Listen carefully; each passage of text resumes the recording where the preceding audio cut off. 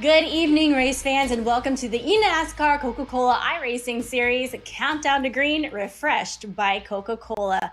My name's Amy Long. I'm joined by Brandon Cattell, Michael Guerrilla, and Chris Overland. How are you doing tonight, guys?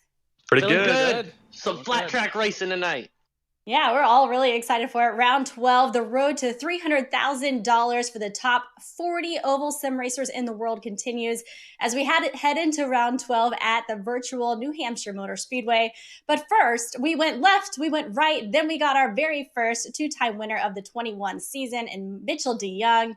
Here's a look at round 11 at the virtual Road America. We're happy that you're spending your Tuesday night with us. On the throttle to the start finish as we say, let's go racing at Road America. Dick Ottinger was in second position. It was off and into the heavy braking left-hander turn 5 down the Moraine sweep. He is going to move, and the 55 is off, and Vincent into the grass as well. So contact in the battle for 5th sends Salas into the tires, Vincent off and into the grass. So first, second, third, all down pit road as Stephen Wilson follows in. Graham Bolin from 4th stays out, and Mitchell DeYoung has cycled through back to the race lead here at Road America. Turn 5, I should say, a little bit too hard in. Bit of a touch, gets into Dylan Duvall, moves him out of the way. Just one of many bits of contact we've seen all night long, and there's only 32 drivers to ever win multiple times in the eNASCAR Coca-Cola iRacing Series, and in his rookie campaign, Mitchell DeYoung going to be number 33. Long run up the hill at a turn 14. Mitchell DeYoung wins at Road America. I'm hearing he's out of fuel, and how about Bobby Zielinski?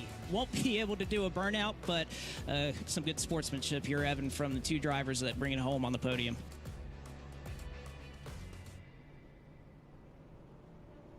Love to see the sportsmanship, and what a rookie campaign it is turning out to be for Mitchell DeYoung. Let's take it over to our panel of drivers for our Road America thoughts. Michael, Mitchell may have saved a spot for another driver in those playoffs, huh? Yeah, he did. It's our first repeat winner of 2021, and there's some guys that are up there in the point standings that need to get a win to solidify themselves. I mean, we're looking at Steven Wilson right here, and he is sitting P2 in the point standings with everything all settled out in between. So while he's had those strong performances, he's still sitting 10th in the standings. I mean, you need a win. There's no way around it. There's going to be somebody who might have a chance behind him in the point standings that's going to have a chance to win. And if they win, that kicks him out. So Steven's got to get a win here to solidify himself, just to make sure 100% that he's going to be able to make it in the playoffs. Yeah, there's no guarantees here. But Brandon, do we think this will be the last win for Mitchell DeYoung? That's honestly a good question. I mean, when I look back at Road America, we think Mitchell DeYoung is possibly the new road course king, beating Bobby Zielinski. Whoa. That brings an even bigger question up in the air, Chris. Can Mitchell win on an oval? Can he save that playoff spot for another day for any of the other drivers trying to make it in? And really, just can he win on oval? We've seen him do it in the Contender Series. It's a big question. The man can do it on a road course, but can he do it on an oval?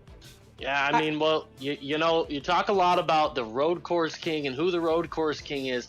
When it comes to the ovals on iRacing, there really is only one man that you can talk about, and that's the guy that everybody's watching right now in terms of the playoff hunt, and that is Ray Alfalla, the mailman.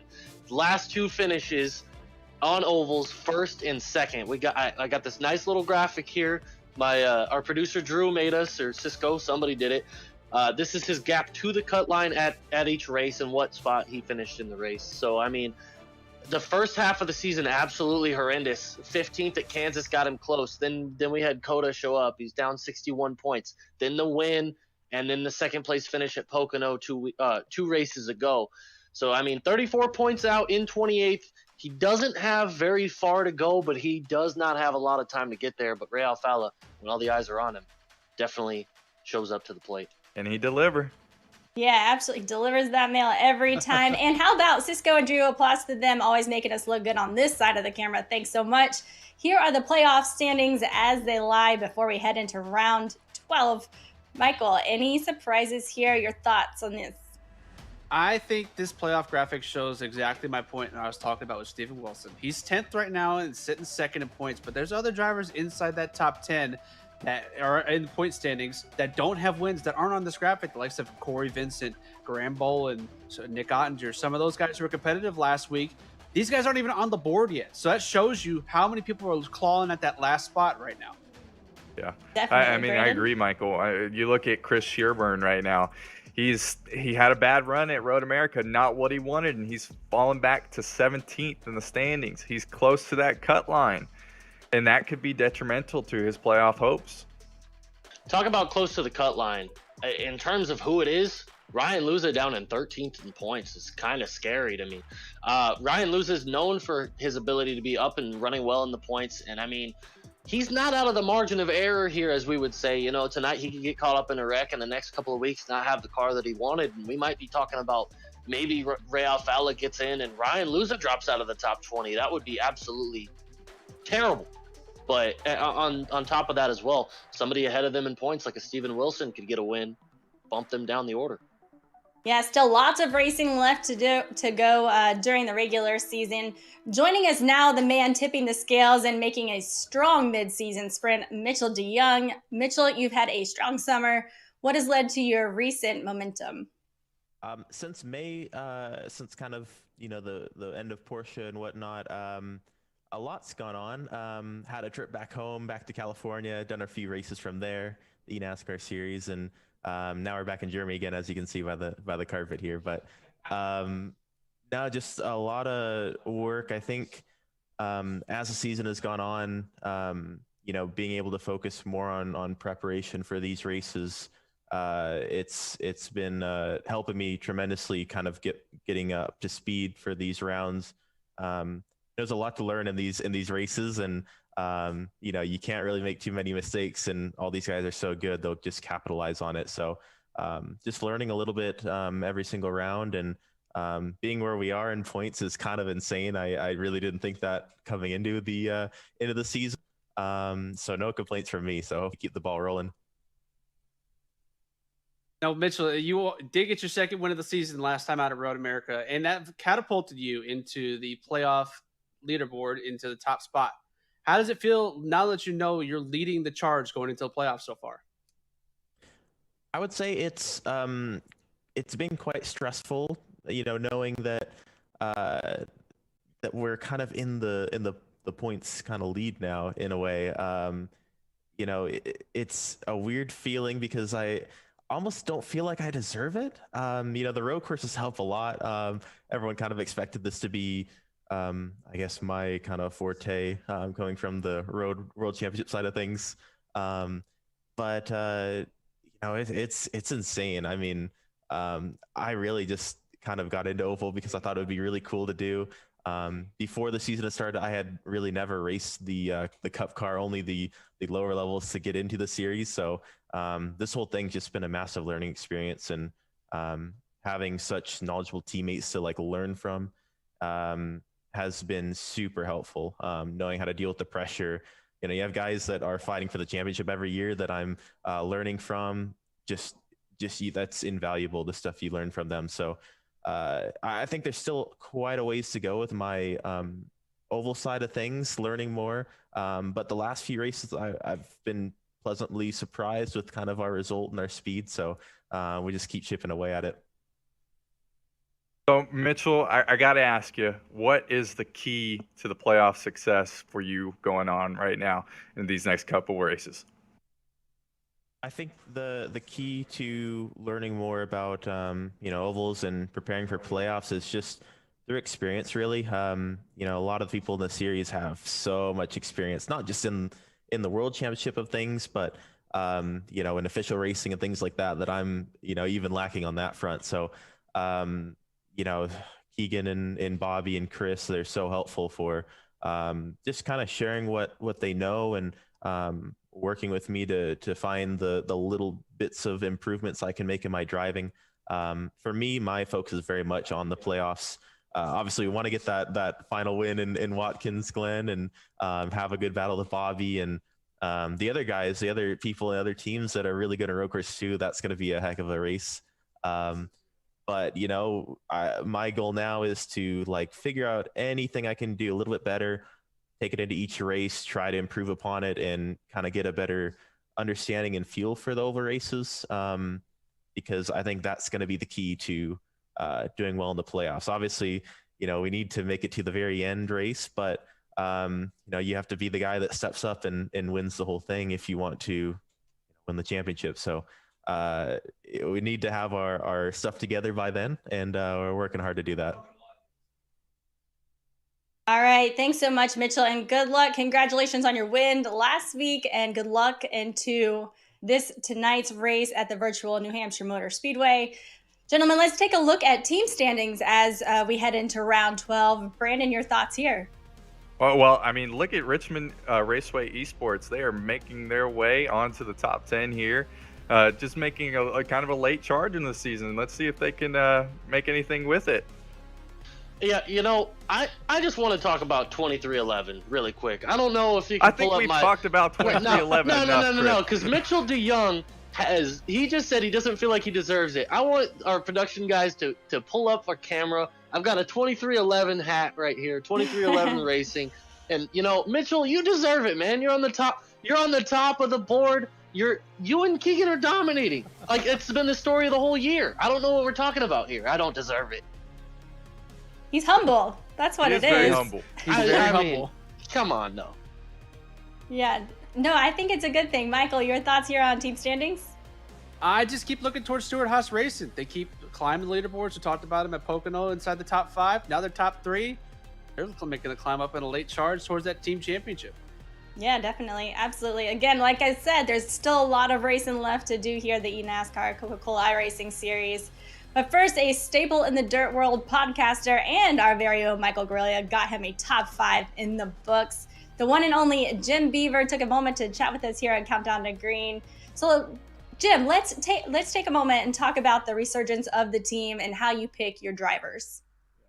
Well, this year it was kind of one of those. We went all in, and a lot of people on the outside don't really realize how teams are formed. And it's a little bit. I call it like Draft Day, the movie, and it's a little crazy on I guess opening day for signing drivers. But we went in a little bit deeper than we have in years past, and 2 years ago we started out and we kind of had a half season kind of run, so we really didn't get a chance to pick our drivers last year. We kind of dipped our toes in the water, and we kind of know what it takes to win now. And this is our second full season. Went all in and got a couple of guys we thought had a lot of potential. Obviously, Michael Guest has been phenomenal. I think he was second in the points for the longest time. I mean, he's been Mr. Consistency week in and week out. And, and then Kane Cook, he's had some struggles, but, I think he's one of those guys that on any given race, he can hit a grand slam and walk away with a win. And, I think the cards are going to fall in his favor sometime before the end of the year. So really excited with the drivers we've had. Obviously, we've definitely had a little bit of a resurgence. It's been fun to run up front. We've got some amazing partners in Big Green Egg and Fistful of Bourbon. So life is definitely good for Jim Beaver Esports. Draft Day is definitely one of my favorite movies, but that's besides the point. The playoffs aren't quite out of your reach. Michael Guest, one of the Mr. Consistencies of the series. What's the team doing to get there? Yeah, I think that's, he's definitely not out. I think he went from second. I think he dropped back to about 7th in points. I'll have to double check. There's a few drivers that are right there within a few points of each other.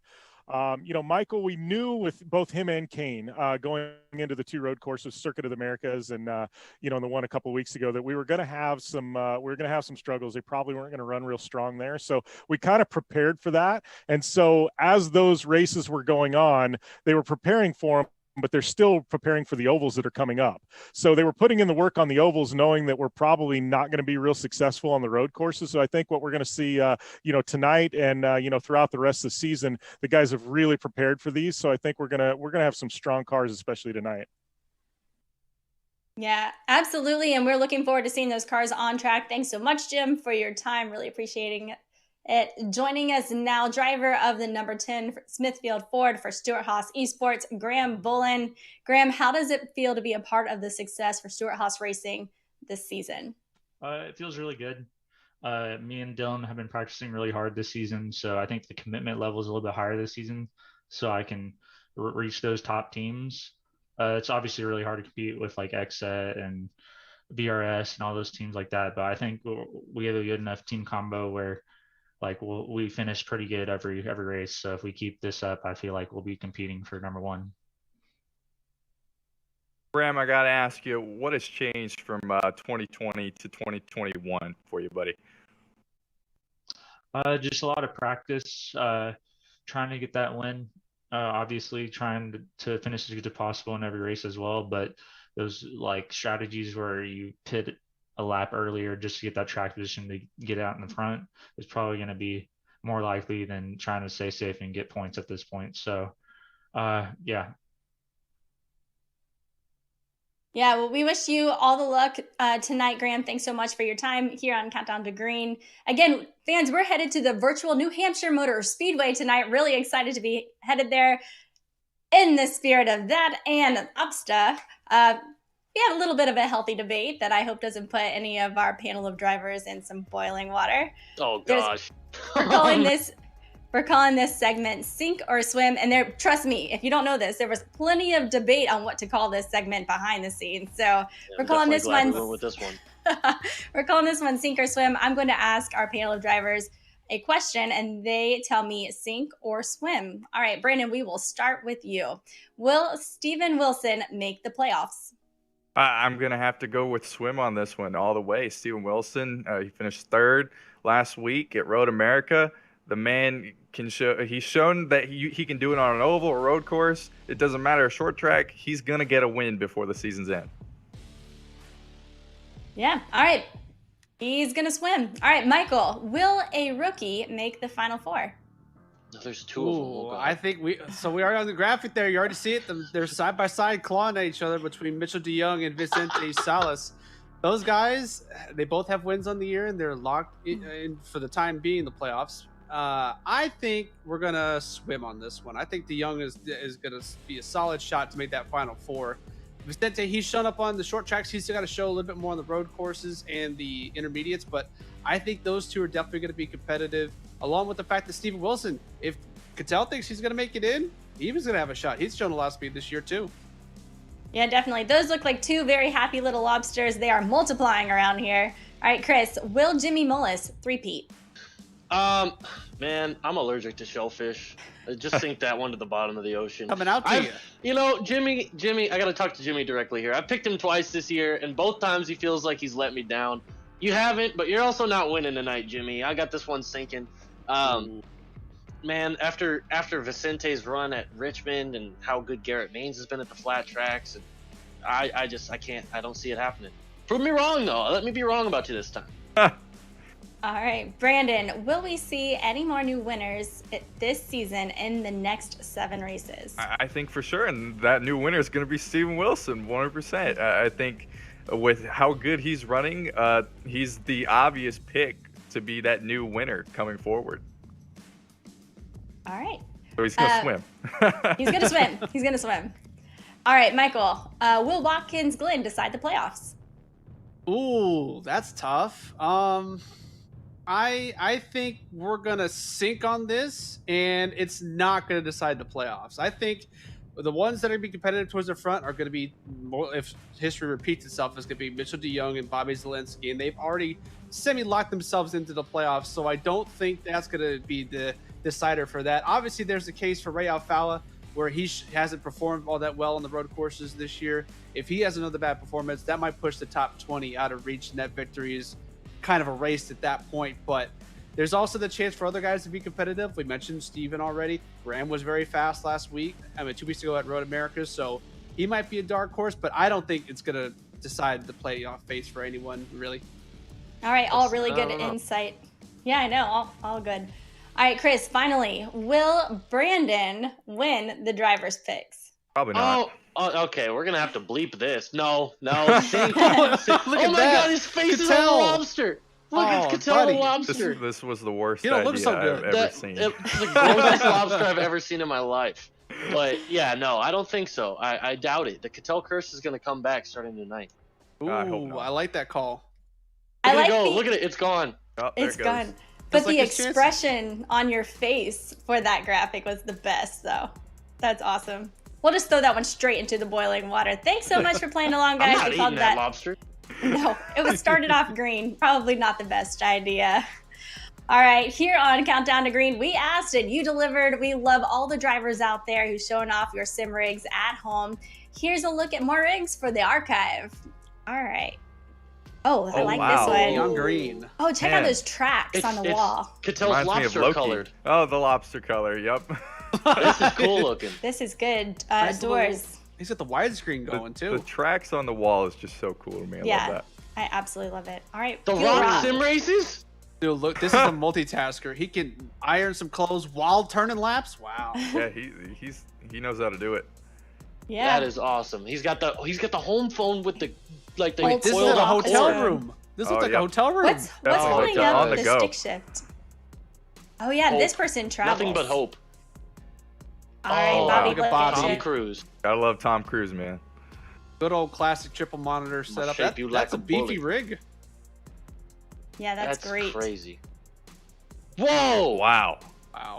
Now Okay. this is a real deal. I need to ask for a raise for this job so I can afford this. Look, it's the Amy colored purple. I like it with the neon lights. Yeah, I really like it. And they've got a VR goggle on the headrest His too. name's even Chris. Ooh, they mean you don't business. see VR. VR doesn't come around often. Yeah. What? Oh wow. Is that a high heel?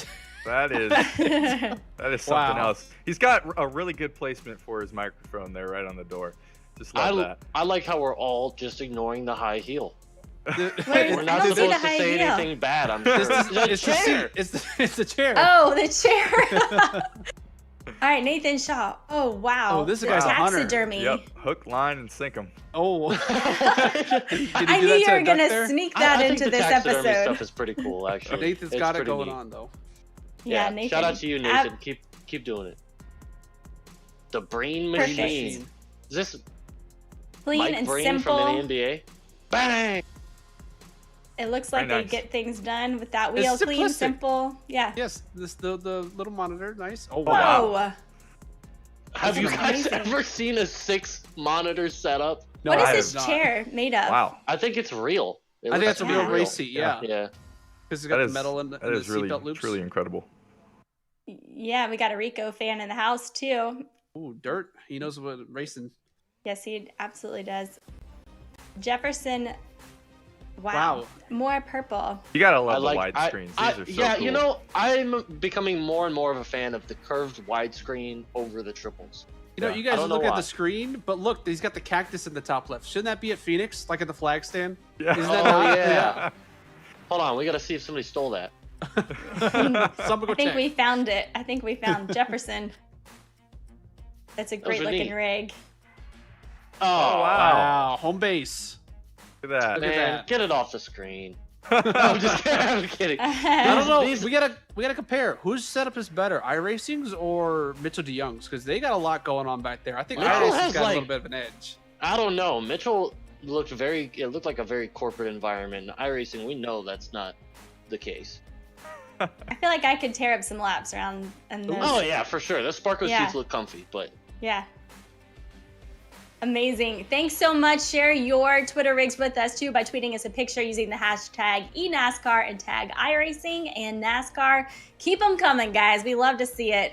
All right, the New Hampshire Motor Speedway General Manager, Dave McGrath, has a busy week ahead of him. He's got a triple header race weekend, but before that, he's stepping in as the Grand Marshal of the eNASCAR Coca-Cola iRacing Series for round 12. Dave, thanks so much for joining us. It's got to be a busy week in New England. What are some of your responsibilities as Grand Marshal? Well, first of all, we become one of New Hampshire's largest cities for that weekend. So you've got to kind of make sure that the team is all prepared for security and food and sanitation and all the things that you need to do to run a successful event for our fans. But really my job is to help with our team, make sure that everybody has what they need, remove barriers as they may appear, to certainly help with the promotion of the event, talking with media outlets and making sure that we're tracking where we need to be on ticket sales and all the other things that go into the weekend. And then quite frankly, to support and make sure that the team has what it needs to make sure that they can put on a great event for fans all over the Northeast. Yeah, and you have a ton of fans that turn up. New Hampshire Motor Speedway happens to be one of my favorite tracks to visit. So love being out there, with the fans. So your position is incredibly important. So how does one become general manager of a speedway? Well, my path here started a long time ago as a director of advertising, and that morphed into vice president roles, and that morphed into some opportunities on the sales side of our business. And then, as any other job, when you perform at a level and that you continually push yourself to learn, to grow, to be a value, to be an asset to the business, sometimes you're in the right spot at the right time. And certainly Marcus recognized that I had a lot of the attributes that he was looking for in the leadership of the Speedway. And I proved that, over the years of my work experience here. And just sometimes things just work out the way that they do. And it just was a great opportunity for me personally. Definitely. Marcus Smith knows a good egg when he sees one. That would be Marcus Smith of SMI. Huge shout out to him. Thank you so much for joining us, David. Really appreciate it. Again, fans, he's our general marshal. Going to be giving the drivers their command at the top of the hour. Thanks for joining us. Again, New Hampshire Motor Speedway is one of my favorite tracks to be at in person, and I absolutely cannot wait to see some good racing on the virtual oval in Loudon. For more on New Hampshire Motor Speedway, we turn to Chris for some track analysis. Man, I really wish that I was racing tonight because this track is a beauty. This is one of my favorite tracks as well, Amy. Loudon, New Hampshire, one of the best tracks on the NASCAR circuit as far as I'm concerned. Opened in 1990, host of some of the most controversial, most incredible moments in NASCAR history, a la Robbie Gordon and Michael Waltrip. I won't get any further into that. Some amazing racing here. Flat track. It's going to be 2 to 7 degrees of banking, but it's variable. So drivers going to be searching around quite a bit, and we're going to see a photo finish tonight. I'm calling it. All right. I think we're going to have a phenomenal finish. Before we get there, we want to hear your picks, guys. Brandon, who do you got winning tonight? Well, we're on top of each other. I think I'm going to extend my points lead, and I think my man Michael Conti is going to show up tonight, and he's going to win. I think he's going to roll that Junior Motorsports number 8, and he's into victory lane. He's won here before, and I think he'll do it again. That is not a bad pick at all. Oh, wait, you're getting praise from Chris. I mean, it's not mine. There's a guy who is really hot on the ovals right now, and he's got to be hot because he's got to make the playoffs. Mr. Ray Alfala, he goes back to victory lane at an oval tonight, and he's making everybody know that he is not here to play games. He's here to win races and move on and make the playoffs. Steven Wilson, be on your A game. All right, so you think we're going to have our second repeat winner. Yep. Michael, who do you got in victory lane? Well, I've got to go with the Stewart Haas esports driver, Graham Bolin. I was hearing some word that he had been practicing a lot this week, and a win, anything else but a win, would be a disappointment for him in that 10 machine. So I think Graham's put a lot of time in. We've talked to him in the pre-race show. He's going to be one to watch tonight and look for him to be some speed tonight because he's going to be on top of it. Michael, are you nervous that there's potentially that we got Ray Alfala and Michael Conti down here who are past champions, and then Graham is your pick? No, I don't think so. I think Graham is going to be clawing his way to the front. If he gets that win, he could be a future champion. Are you guys nervous that I'm going to pull away in the points? Are you guys? That's not happening, man. Thanks so much, guys. Really always love having these Tuesday nights with you. Of course, our panel of drivers, Brandon Cattell, Chris Overland, Michael Guerrilla. Thanks so much, everyone, for joining us on Countdown to Green. Thanks to everyone behind the camera. Hey, everyone, enjoy the round of 12 coming up next. We've learned to savor the moments that were always there. And they never tasted this good. It doesn't matter where you're from, who you grew up rooting for, what you grew up watching, your home track, your favorite car, the series you've always wanted to race in. When you're ready to know what it's like, we're here, bringing you as close to the action as it gets with the ultimate sim racing experience. With a community of hundreds of thousands just like you. This is iRacing, and here, every day is race day.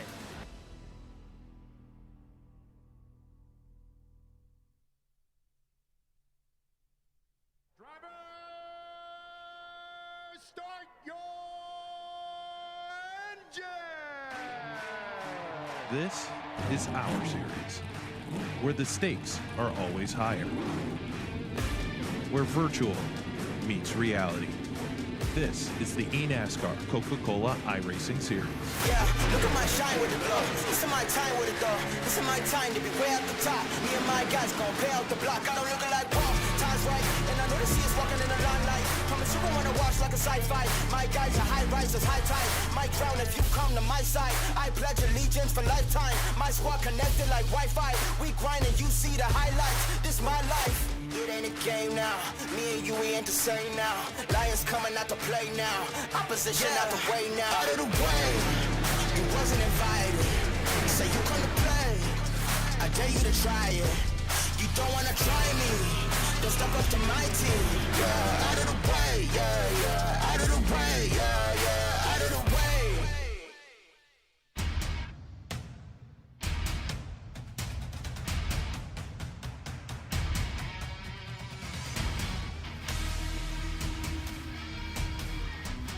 The road to $300,000 is ready to tackle the unique asphalted granite surface of the Magic Mile. We're tonight for the virtual New Hampshire Motor Speedway. We say good evening, sim racing fans, and welcome to round 12 of the eNASCAR Coca-Cola iRacing Series.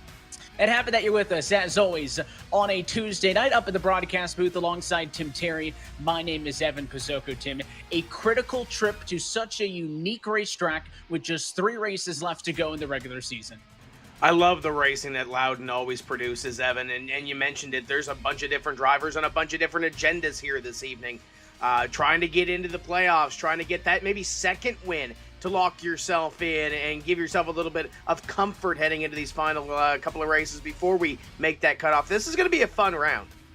Yeah, they talked extensively about it on Countdown to Green. We're going to be talking points all night long. Some drivers with wins are going to need a second one maybe to make themselves safe. It is going to come down to points for Mitty by the end of it, so it's going to be exciting. Tim, it's also fun to see Loudon back on the calendar for a second straight season.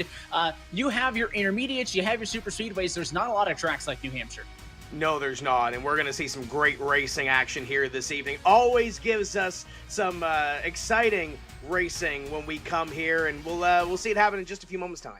You're ready to go racing. Let's hand things back off to David McGrath, the general manager of the New Hampshire Motor Speedway. Today's Grand Marshal for the most famous words in motorsports. Drivers, start your engines!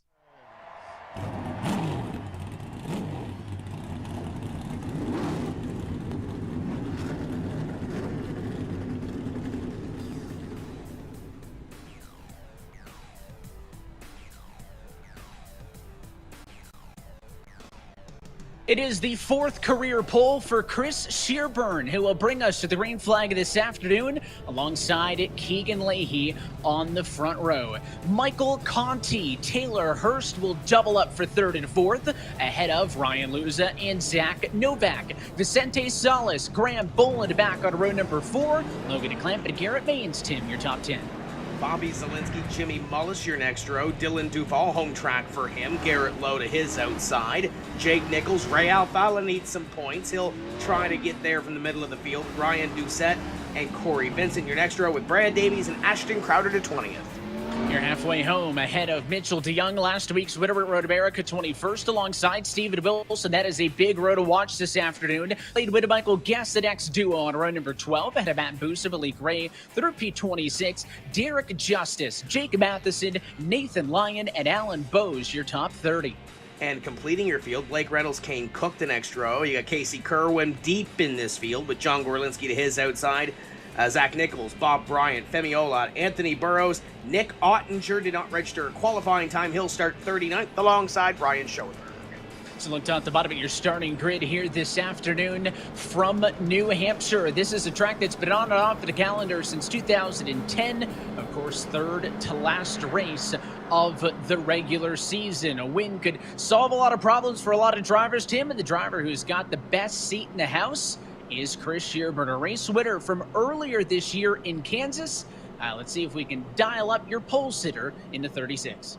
Well, Chris, you're rolling from the pole position. Track position going to be key here this evening, but how big is it to score another win here, knowing there's a few races left and you're trying to get a little bit closer towards the top of that points pylon with all those winners? Win would be really huge. Actually, just any decent finish at all would be really good. Ever since the win in Kansas, I've been falling down the order, and we're getting pretty close to falling out of the top 20 right now. So I just need a good finish here. We haven't had a top 25 since the Kansas race. So just looking to have a good night. I'm not really sure. I was a little shocked at the qualifying run there. So we'll see how the race goes. What's the biggest key to the race? What do you got to do to put this thing in victory lane? Stay up front, really. I got these new VRS pedals a couple weeks ago, and it's really helped my braking, obviously. And we worked on the setup, trying to close the gap to the what we've been missing on these tracks the last couple of years, and I think we've got a little bit better. I'm not really hopeful on the race pace, but then again, I really didn't expect to get on the pole either. So we'll just see how this goes. And the new colors on the car look great. Go get them. Yep, thank you. That's Chris Shearburn as he'll roll from the pole position, getting ready to go green here at Loudon. And it's a unique race, Tim. It's going to be a hard-fought one as well. Talk us through this one with the Racers Race Analysis. That's 151 laps here this evening. Pit road speed going to be 45 miles an hour. The pit road delta going to be 21 seconds. 4 tire sets available in the pits, and the fuel window is 48 to 52 laps. And you make 151 laps around here. That could be a fun little number tonight, I think. Going to be an interesting one. Going to be an exciting evening of racing from here in New Hampshire. We talked and we heard it on the pre-race show there, Tim, these drivers talking about how Fallow's points are critical, but a good point by Shearburn, he needs a little bit more. Let's bring in the third member of tonight's broadcast team down to pit road, but Justin Prince. JP, what do you got for us? One of the drivers to keep an eye on, Vicente Salas. We've seen how dominant he was at Richmond, and he mentioned the car from Richmond was the best he had ever driven on iRacing. He told me the car they're bringing this week feels incredible, and a lot of work was put into this car. Now, it's just been the matter of dialing things up. He feels confident about tonight. Should be a good one to watch. You mentioned the last couple of finishes for some of these drivers, Tim. Trends. Vicente has had a couple of good ones, 6th and 7th at his last 2 trips out. Chris Shearburn mentioned his last 4 over the course of the last 4 weeks. Shearburn's results have been 24th, 32nd, 35th, and 29th. He could really do some work tonight to help himself out in the championship picture. But the lights are out on top of the iRacing.com pace car. Going to be in this time. The field in the hands of Chris Shearburn. With just 3 races left to go in the regular season, we say, let's go racing at New Hampshire.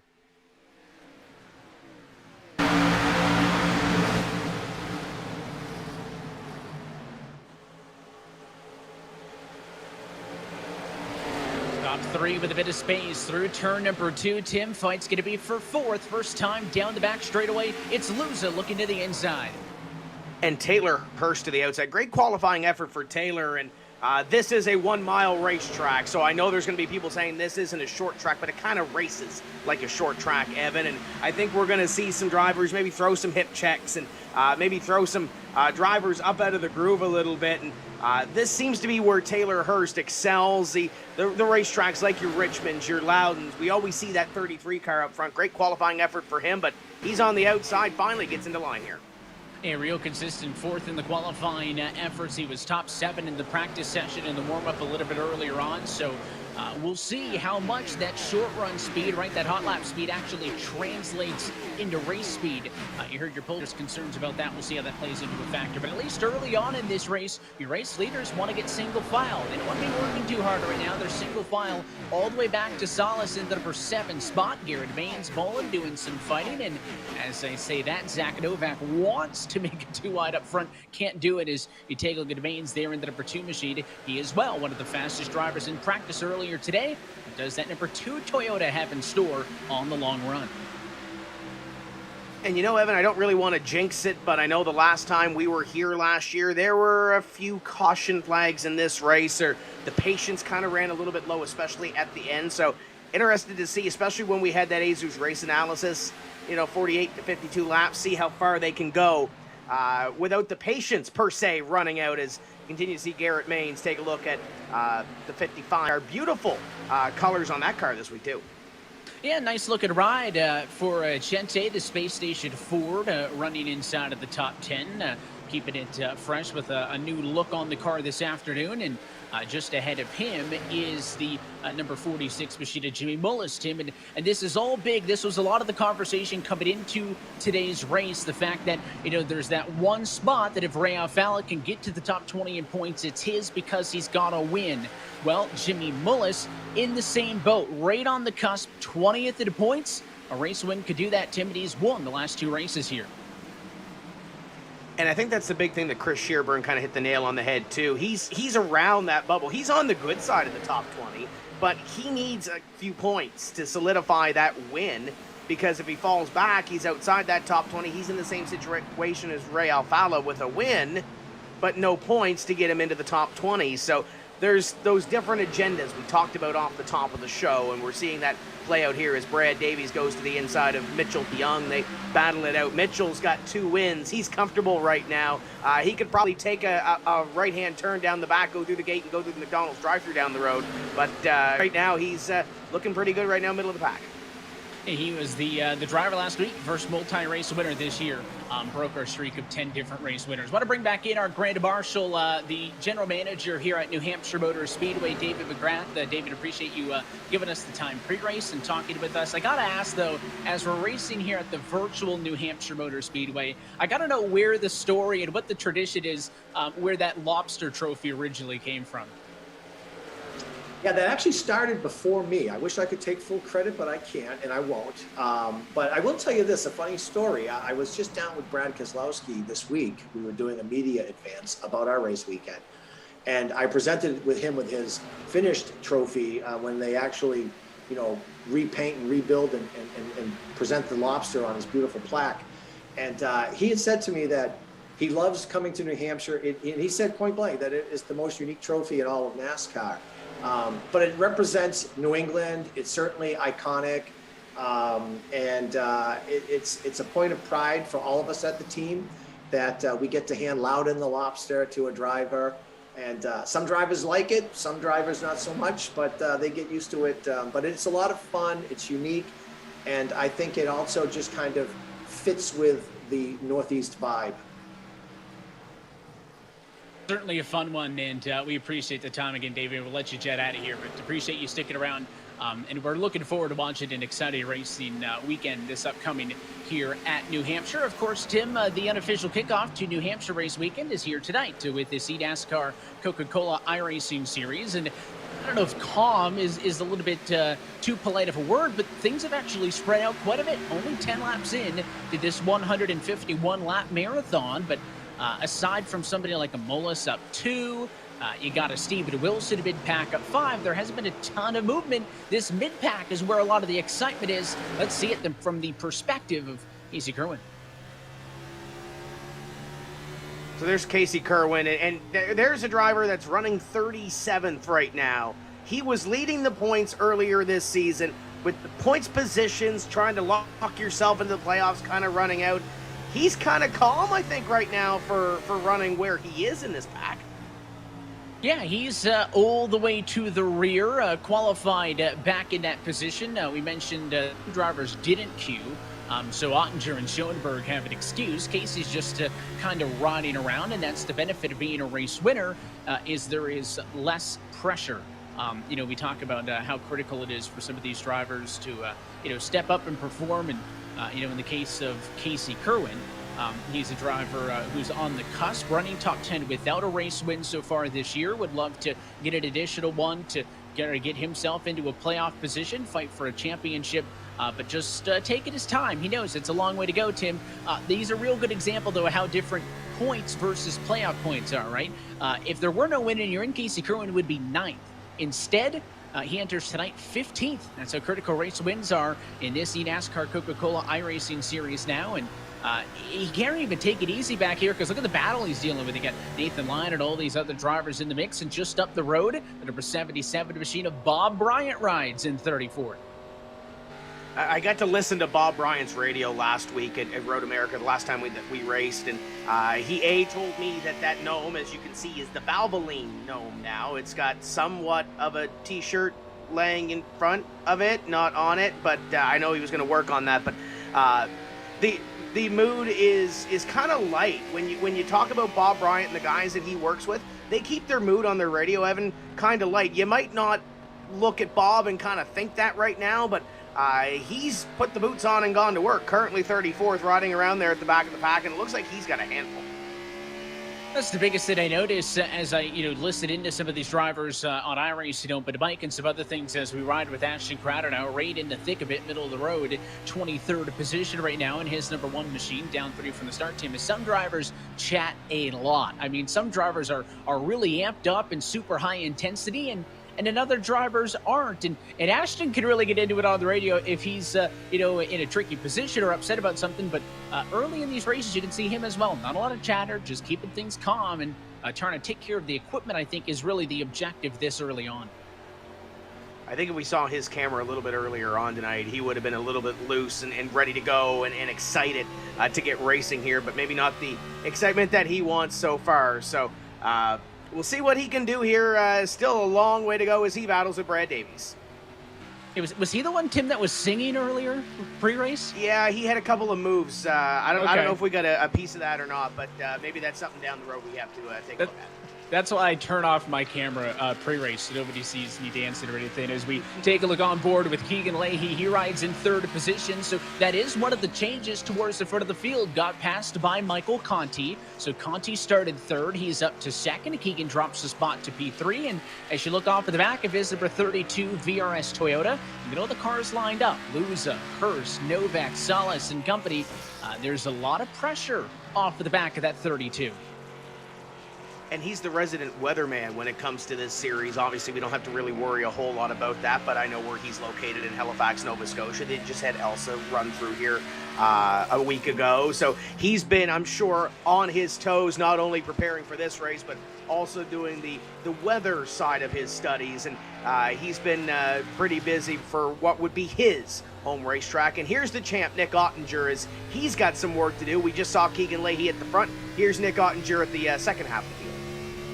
And Nick Ottinger, somebody else who finds himself on the back end of the way the playoff invert works into tonight's 16th of the points. And of course, we talk about the team affiliations, the William Byron Esports driver, Tim, and that poster he's got on his wall. That's his car backside. And then that number 24 Exalta Chevy is likely team boss William Byron.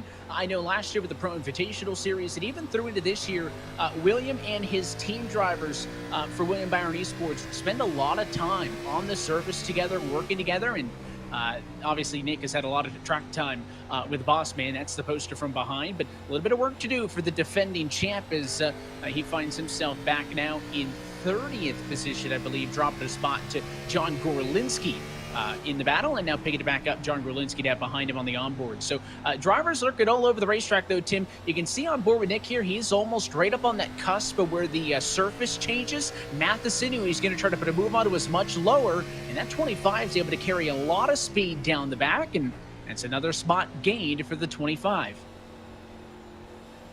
Yeah, continuing to work his way through the field as we drive on board with Dylan Duval next in the 41 car. There's a driver that he said on Twitter earlier today, this is his home racetrack, albeit it's an 8-hour drive away from Halifax, Nova Scotia. He's up on the wheel. He's got a handful of steering wheel right now, currently in 15th place, but he likes this racetrack. You know what? I haven't seen anybody that's been that optimistic on his speed the last couple of weeks in his pre-race reports on social media, but he's got something to prove, I think, here. I think he's got a little chip on his shoulder. He's been real good. He hasn't finished outside of the top 16 in the last 5 races, 2 top 10s sprinkled in there as well. So he has been very good as of late, and we can see JP working real hard here mid-pack at 15th as he's under fire by Stephen Wilson. And keep in mind, Dylan Duval spent a lot of time retweaking his car for tonight's action because he was heading into last night feeling confident before taking part in test races. Then they in turn rebuilt the car from the ground up. They feel they found some speed as a positive. His goal, get track position for tonight.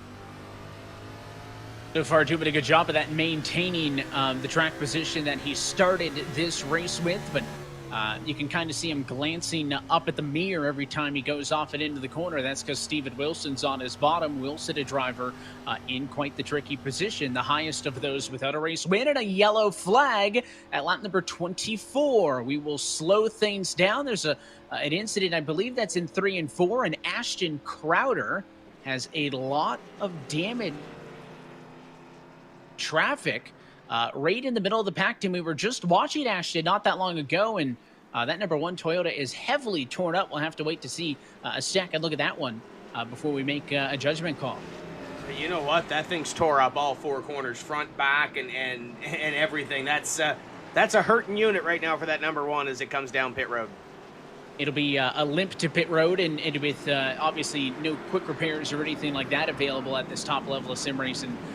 That's going to likely end his competitive night. But your race leaders are in. It's pretty early on. Lap number 25. Everybody comes down pit road. We were looking at some tire fall off. Drivers putting down, high 29s on the fastest laps of the race, and then right before the caution flag in high 30s. So about a second. So let's see what the call is going to be. 4 tires, 2 tires. Fuel's going to be a part of it as that 36 goes all the way down to pit stall number 1. It really doesn't change a whole lot of the strategy right now when it comes to the fuel window being 25 laps in, but you got plenty of tire sets. Come on down, throw 4 on it. Chris Shearburn going to be the first off pit road. I think Keegan Leahy may have barely got that 8 car to pick up the second place position. So a gain for the VRS 2311, number 32. In theory, that's exactly what those pit stalls will do. The better you queue, the closer you are to the line, and you should be better off. Here's the second look at the incident. That's Ashton Crowder down on the inside in this fight, and what a hard hit into the fence, Tim. It's like they got together, and I don't know if it just upset the one, but there was a touch. You got a little bit loose, and then both of those cars, super hard impact. Here's how Blade Witt saw it. Yeah, it's a big hit between those two, and that's a hard impact for that number 1. And that's how you get the front and the back damage and every single corner on that race car. That's a tough break for Ashton Crowder, who was running mid-pack and showed a lot of speed throughout the week, but not going to get the finish that speed deserves here this evening. Yeah, the other driver involved in that was Ryan Doucette in the battle for position. So tough go for the driver of the 79. Really didn't look like any particular driver was kind of driving to beyond their means early in this race. You'll see some of the 2 wide, but it's like they got together and just couldn't get off. And it slows us down early in this 151 lap contest. But for that opening run, Chris Shearburn looked pretty stout. Tim, of course, we talk about his winner already earlier this season at Kansas. Of course, if he could get another race win, he could lock himself in. So he's in a good position. But let's chat to Tim and dial up the driver of that 1 car. Ashton, I know we didn't want to talk this way early in the race, but what happened there? Nice to talk to you again, Tim, by the way. I really don't know. Ran up tight down the straightaway, kind of got into the wall a little bit, so that that would be my deal. And then into 3, just turned left it seemed like as hard as he could. I don't really know what transpired, if he actually meant to do that or what. It was very unfortunate. I was struggling getting grip up off, so that was kind of sad on my part. But the car is really good up until that point.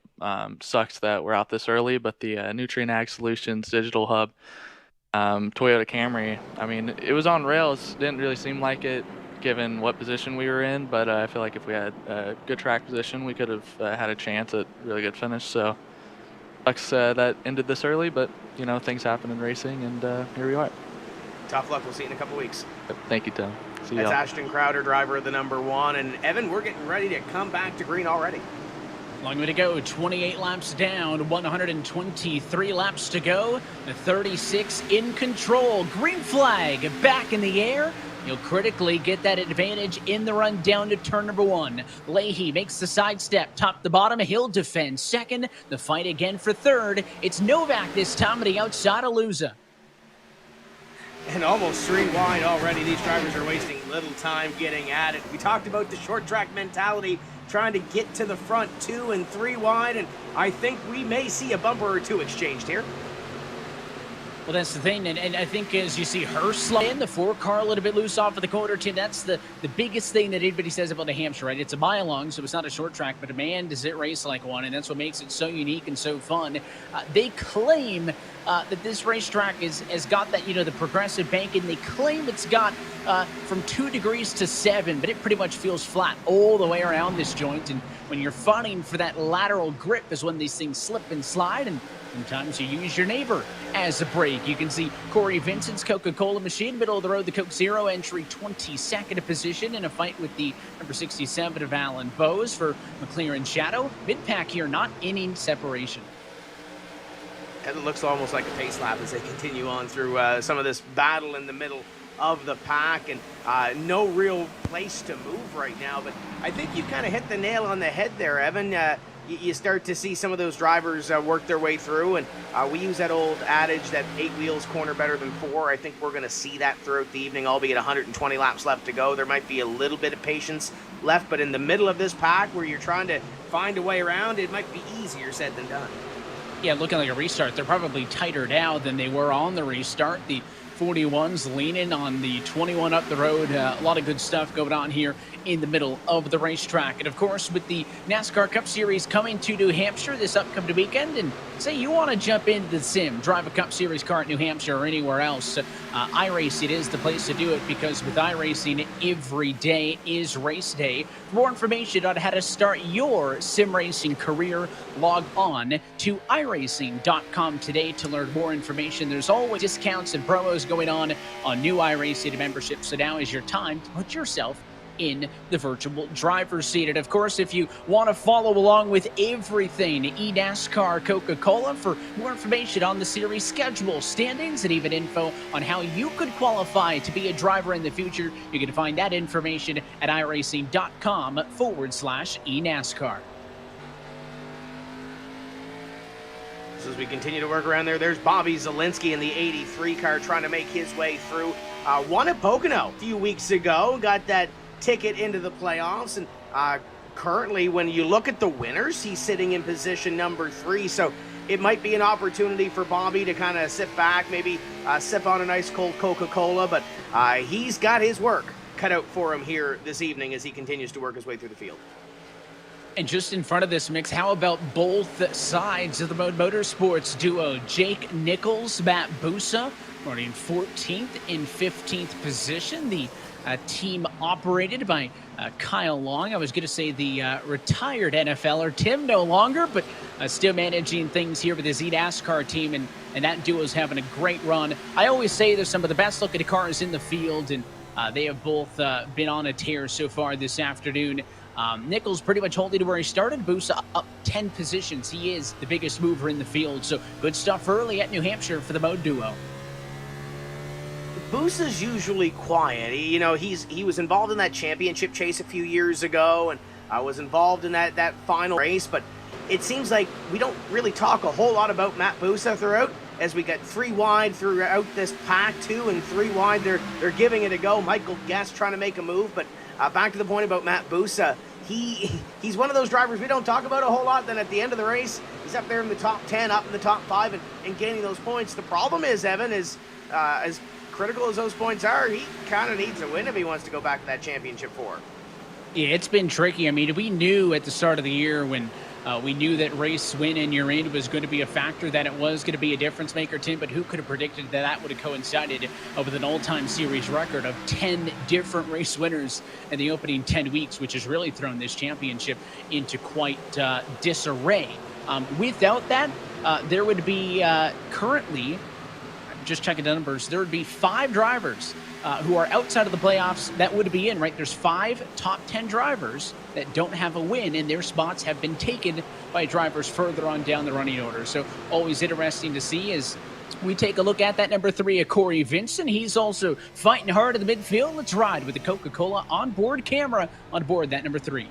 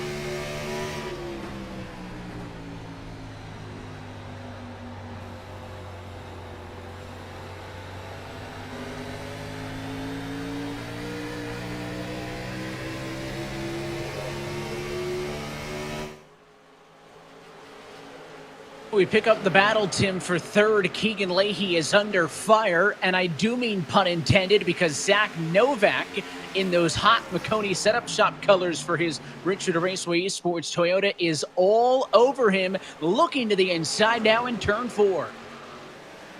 And you can see the gap from second to third. Keegan's struggling a little bit here in this run. I don't know if they made an adjustment on that race car or something on that pit stop, but he's struggling to stay ahead of Zach Novak, Garrett Maines, and those drivers in behind.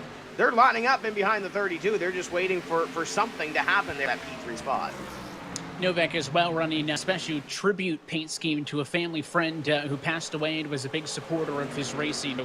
Want to make sure we send them some love and good thoughts as well. And Zach doing a great job of representing them this afternoon with a run inside of the top 5 here at New Hampshire. Doing his best to get around to 32 Leahy. I know he may want to prefer to be patient in this, Tim, but if he takes it too easy on Keegan, then Garrett's going to be on him. And then if you take it too easy, Garrett gets on you, then you're dealing with Luz, and then you're dealing with her. So I think the pressure behind the 90 is going to influence the past series champion in Zach Novak to force the issue here and try to do something 32 Leahy, because look how far away 1 and 2 have pulled. They're more than a second ahead of this battle for third. So Leahy not far off, but at least slow enough to be holding up the 90 and causing a bit of a stack up here. There's not a whole lot of a hole back there. If something is to happen that Keegan goes up the hill, there's not a lot of a hole in that train to get in. So doing enough to stay ahead of Zach Novak, but Novak is relentless. He's done everything but, and I don't want to use the chrome horn, but move him to get by him. He's to the inside, and this might be the pass, because Keegan's got a little bit of a hole here. If he can get back down in front of Garrett Maines, he's going to do so. But that's the best case scenario, I think, for the 32 right now. I'm still proud about my under fire pun. I thought that was a good one. It just kind of comes to you sometimes, you know, as that 90 machine finally does get on through. And here's the other duo now. Let's see. It took a handful of laps for Novak to get on through. What is Maines going to do? What's Luz going to do? Even Taylor Hurst, Tim, right there as well in the 33 Chevrolet. Leahy's dropped to 4th, but 5, 6, 7, not that far behind. Even Chente Salas in the mix as well. I mean, you don't see many parts in the field here where you got more than maybe a 10th or 2 in between battles, and even behind those guys look like a moment of 3 wide back there.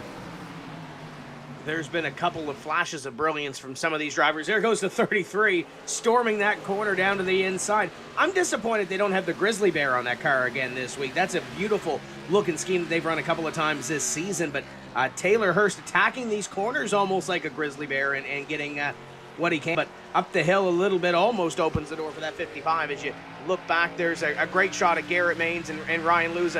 Ryan's focused. Garrett's kind of got the half smile on his face. He's kind of staying loose a little bit and trying to keep this thing a little bit light. Yeah, this is the view off of the back of Garrett Maines, and each driver's going to have a different approach to him. I have to wonder, you know, we talk about Hurst. He had the Grizzly car. Of course, it's the Grizzly Coolers sponsored Chevrolet.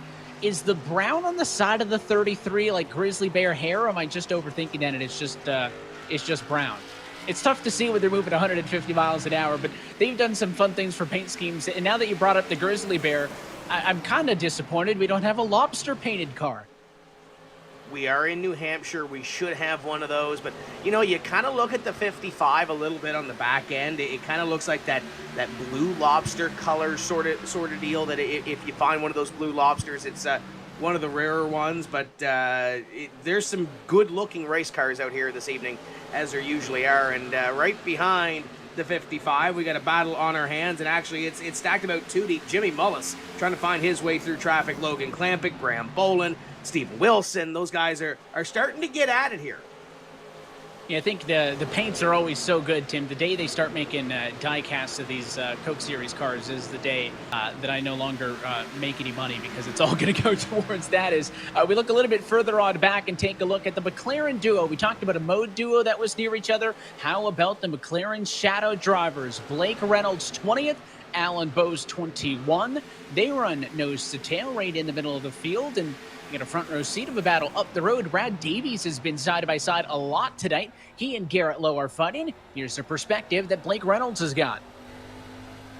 And it's a great seat right now as he watches those guys in front. But this isn't the first time this season, Evan, that we've looked and the McLaren Shadow cars are either side by side or nose to tail, and coming to the front of this field. And there's the caution flag for the second time, so they'll be nose to tail here as we slow them down. But two good-looking race cars, two drivers that know a thing or two. As the 47 of Brian Schoenberg is slow on the front straightaway. That's a bummer. I know he loves this racetrack.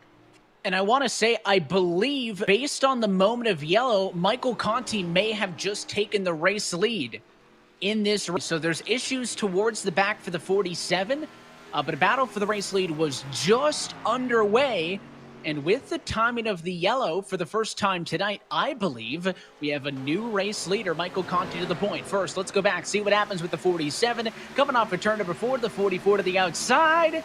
Tricky angle, Tim, to tell if he squeezed him into the fence or if it was the 47 who came down. But again, an incident that kind of develops out of nowhere, similar to the first one. And it's a tough break for Brian Schoenberg. I know we were following him a little bit at Road America last week, and after his race ended early, Evan. He told me, he said, I just went out for a walk. I had to get out and, kind of relieve some of the stress of that race because it was a very early one as the drivers come down to pit road here now. Conti brings us down at 1/3 distance from New Hampshire. You're watching around 12 of the eNASCAR Coca-Cola iRacing Series. We've learned to savor the moments that were always there. And they never tasted this good.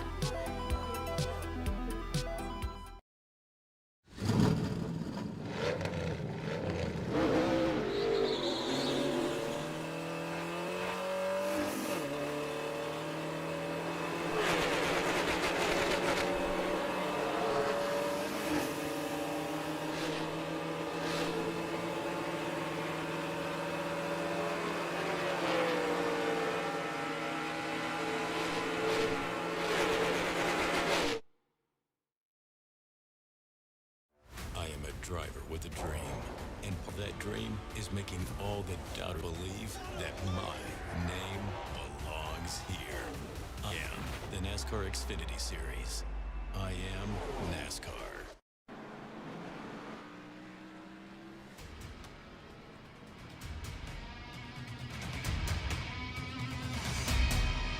And back live from New Hampshire Motor Speedway, coverage of tonight's race is brought to you by Coca-Cola, the official fan refreshment of eNASCAR, and by DoorDash, proud sponsor of 2311 Racing.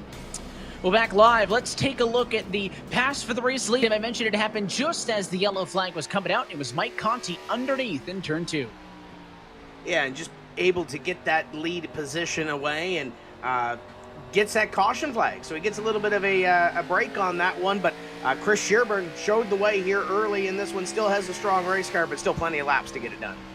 And then passing on the exit of pit road, that first run, everything was pretty much uniform, Tim. They went about 25 laps. Everybody decided to go with 4. That was not the case, though, on that last 28-lap run. Both Vicente Salas and Logan Clampett go with 2 tires only, and that will move them up to the front row. How about that call?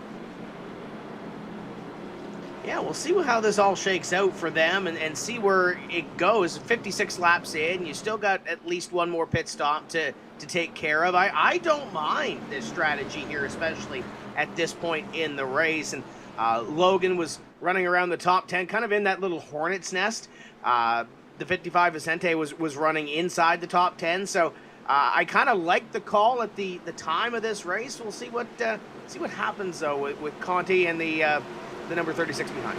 Yeah, because it was on the second yellow. Something tells me they looked at the numbers and felt like that was the right call. We'll see how it plays out. Let's get the perspective of Mitchell DeYoung for the restart, putting 56 laps behind us at a restart with 95 laps to go as we roll through turns 3 and 4 with the DoorDash onboard camera.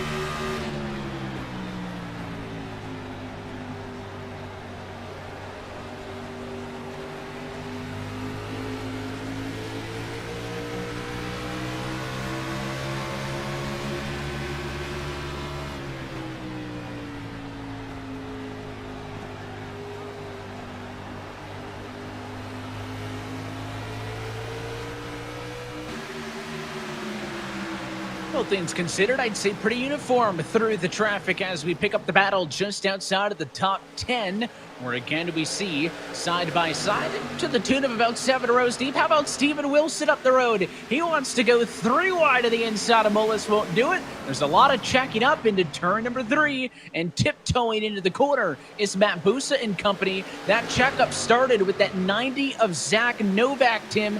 Got a little bit loose off of 2, made contact with Shearburn, and that is what has stacked everybody up behind them. Still 3 wide. This time it's Leahy in the middle.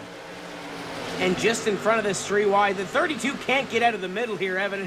He might have to force his way out of the middle as he tries to get that 46 of Jimmy Mullis clear on the outside, but Mullis rolling the top, the 32 kind of in the middle and hasn't been able to move. He's kind of been boxed in, and Taylor Hirsch trying to make it happen. What a great battle here. They kept it 3 wide for a full lap. Precarious positions for Steven Wilson as you ride on board with him. You heard the discussion, how critical of a night this is for the Roush Fedway driver coming into this evening. The only driver in based on points, and that's only because Ray Alfala is sub 20, so it's not a guaranteed spot. He's been working hard, trying to go 3 wide to the inside of Taylor Hurst. He'll do it again. Wilson started 22nd, but he's trying to crack the top 10. He's trying everything that he can. He's been trying some of those inside moves that haven't worked, and now he might have to play a little bit of defense in behind, trying to hold off Dylan Duval on the outside, and Graham Boland, the Stewart Haas cars as the 17, nearly comes up the hill and gets that 33, but we've got some movers and some shakers throughout this one. Just ahead of this battle, Chris Shearburn talked about how critical track position was at the start. He led a bunch of laps already, and he's sitting back here just ahead of this battle.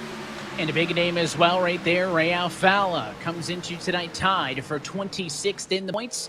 26th in points is the only reason why Wilson is a playoff driver at the moment. Alfala needs to get to 20 over the course of the next 3 weeks. He had been on such a hot streak, of course, leading with that race win a couple of weeks back. A runner-up finish the week following, but a P28 at Road America, Tim, really hurt him. It dropped from 24 points off the cut line to 34, and while he's fighting to make up points, if I'm Ray, I'm already worried because his worst finishes over the course of the last month have come the road courses, and there is another road course race left this regular season with Watkins Glen next time out. So that is a challenge that that 51 team needs to try to overcome. Minus 34 with 3 weeks to figure it out. Oh boy, right in front of Ray, still 3 wide.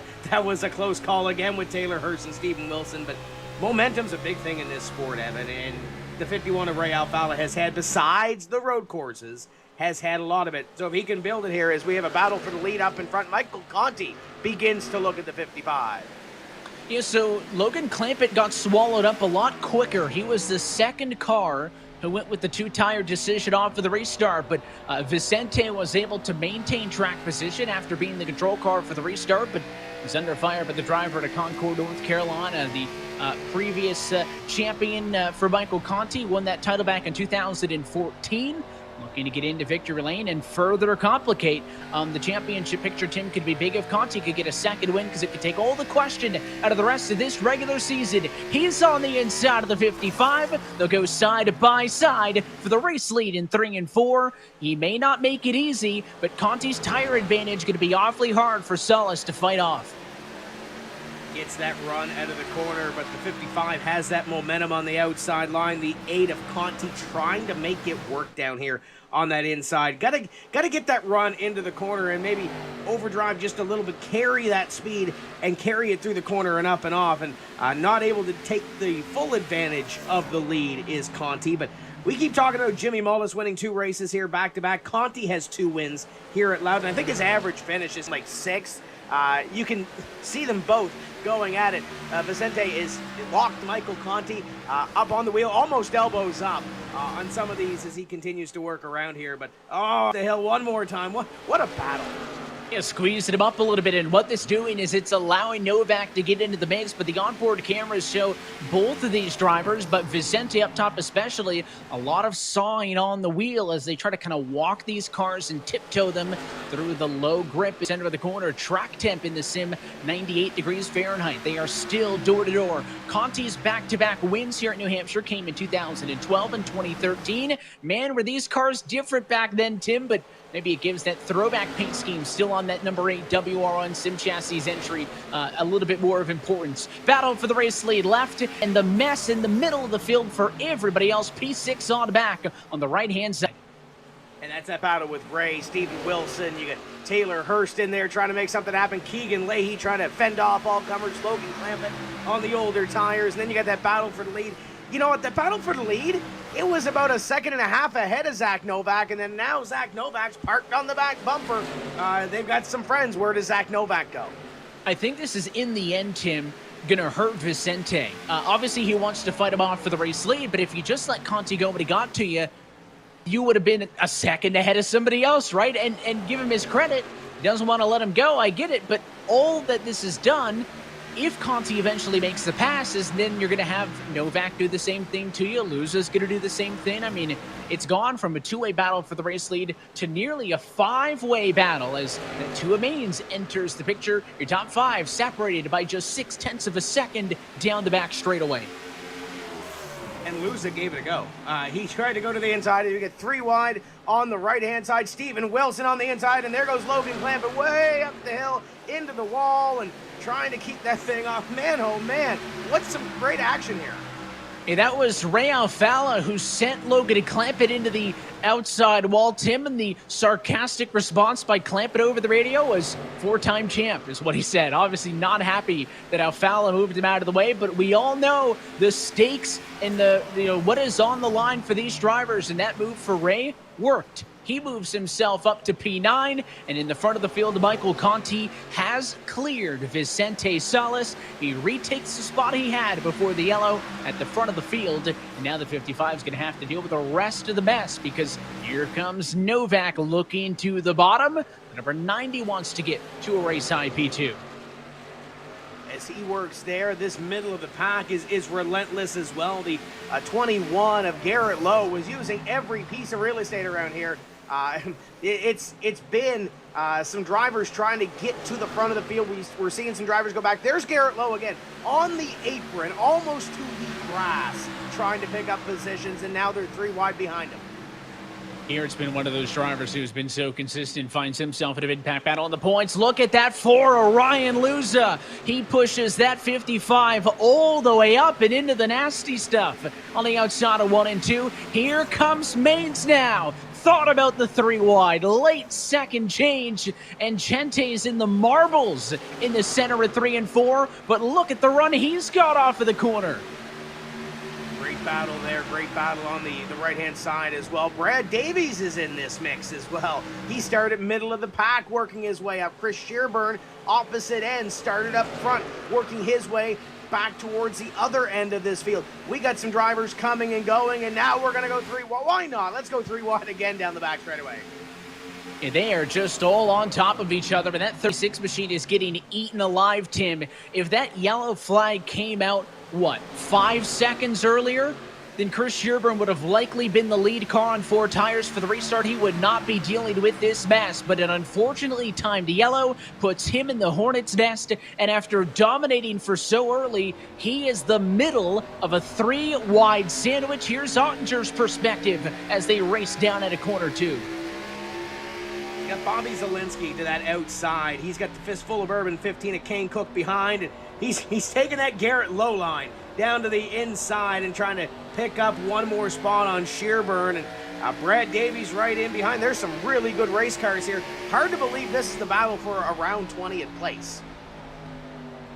Yeah, they're racing like it's the battle for the race lead, leaning on each other throughout the field. Michael Gass just gave a little bit of a love tap to Jake Matheson. I mean, it's like a Thunderbird flyover in formation with a dozen cars here, 3 wide, racing through the corner. They're touching Tim, but they're getting away with it. It's just a little bit of a rub here. Somebody gets on somebody's door. But when you have this sustained 3 wide, it's where the frustrations are going to boil over. There's Ottinger again, 3 wide on the bottom. Looking off at the back of Blake Reynolds. It's Davies 3 wide. Vincent goes 3 wide as well. Look at them way down below the yellow line, nearly taking out the pit exit cone on the access road on the inside of 1 and 2, down on the apron. I mean, these drivers are giving it 110%, and you have to wonder how long can they do it. More cars on the apron in 3 and 4. Oh, it's something's waiting to happen here as you continue to go 3 wide as Logan Clampett tries to stop the bleeding here as he continues to work his way the opposite end around this racetrack and stuck in the middle now, not the place that he wants to play with. And there's more 3 wide up front. This time it's with the 46 of Mullis. He'll go to the inside, puts a slide job on Garrett Maines, and it is a twofer. What a pass for Jimmy Mullis. He is now at a race-high P4, winner of the last 2. He wants a 3-peat, and very good, Tim, in that Sudoku Toyota. Look at the smile on the right-hand side. Love that pass. He's at a race-high P4. Yeah, the Richmond Raceway Esports cars have something for these guys here this evening. They have come prepared. Zach Novak second, Jimmy Mullis in fourth, and I'm sure he's happy, number 1, to get that spot, Evan, but look behind him. They're still 2 and 3 wide, and he's driving away from it. He is running away, and now he needs to set his sights up the road because all of that funning hurts you on the stopwatch.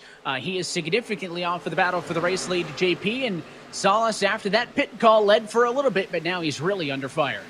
He's currently reporting he's running out of grip and is currently trying to hold on to his own race at the moment. Right now, though, they feel it could work out to a potential top 10. So right now, their driver is focusing on trying to run his own race at the moment. That's all you can do. Try to play defensive. Of course, we've talked about some of the most exciting moments of the year.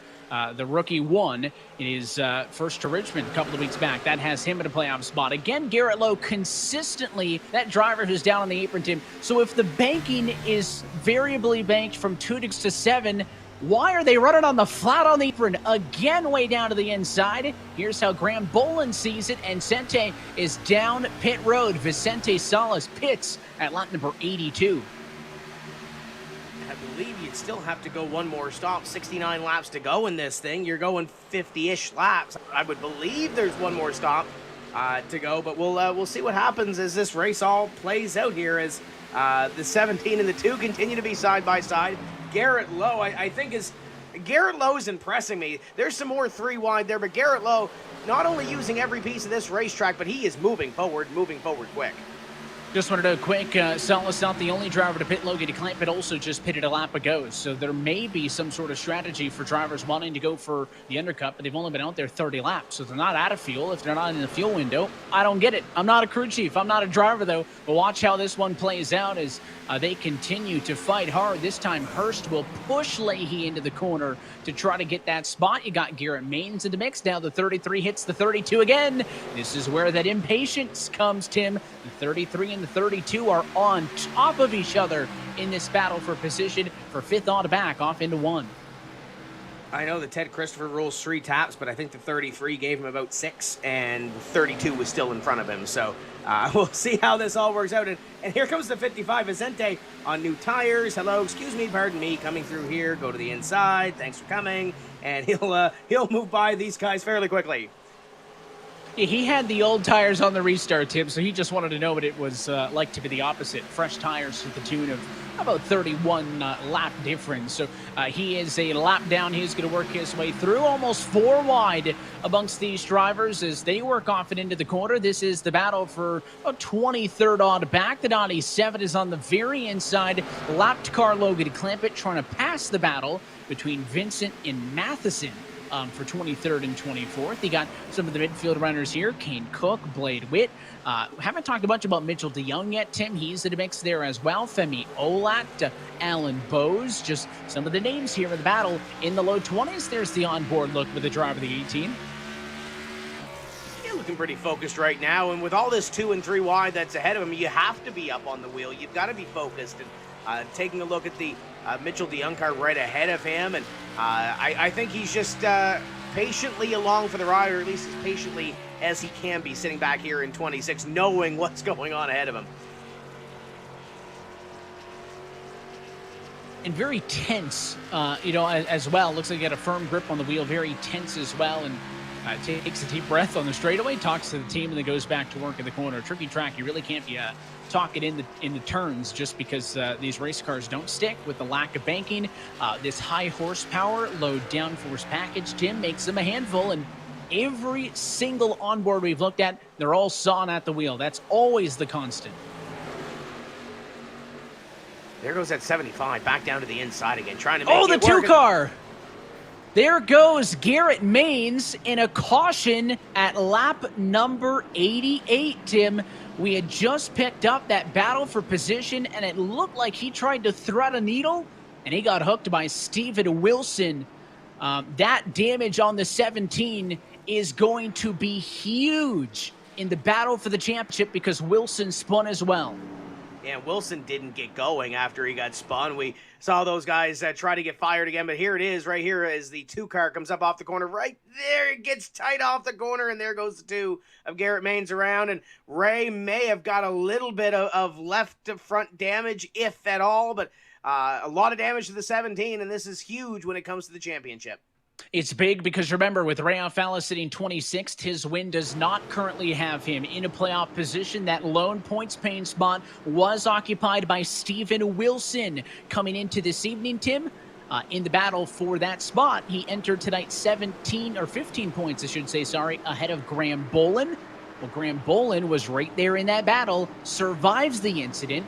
Bolin stays in 8th position and dropping way down the line as Wilson to 33rd. So that could be a change for a playoff spot right there in that incident alone. Race leaders, though, on pit road, Tim, 61 to go. Are we at that window? Yeah, we're on the outer side of it, and you get a couple of cautions, you may be able to stretch it, but if you get a couple of cautions, probably coming down and getting another set of tires. But everybody on top of each other. This isn't the money stop, Evan, but you better believe that these guys have some pressure on them to try to pick up a couple of spots here.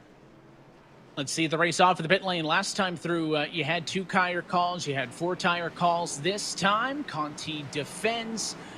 Less shenanigans on pit road. The popular call is 4 tires and fuel. Let's take another perspective of this one with Matt Busa. You're going to watch the battle up the road. Here's Busa down onto the apron way low, and as the contact happens up, he blends back up and into the traffic. A bit of a touch there with Alfala. Wilson in the air in front of him, and Matt Busa, I think, Tim, fortunate to get away with that one like he did.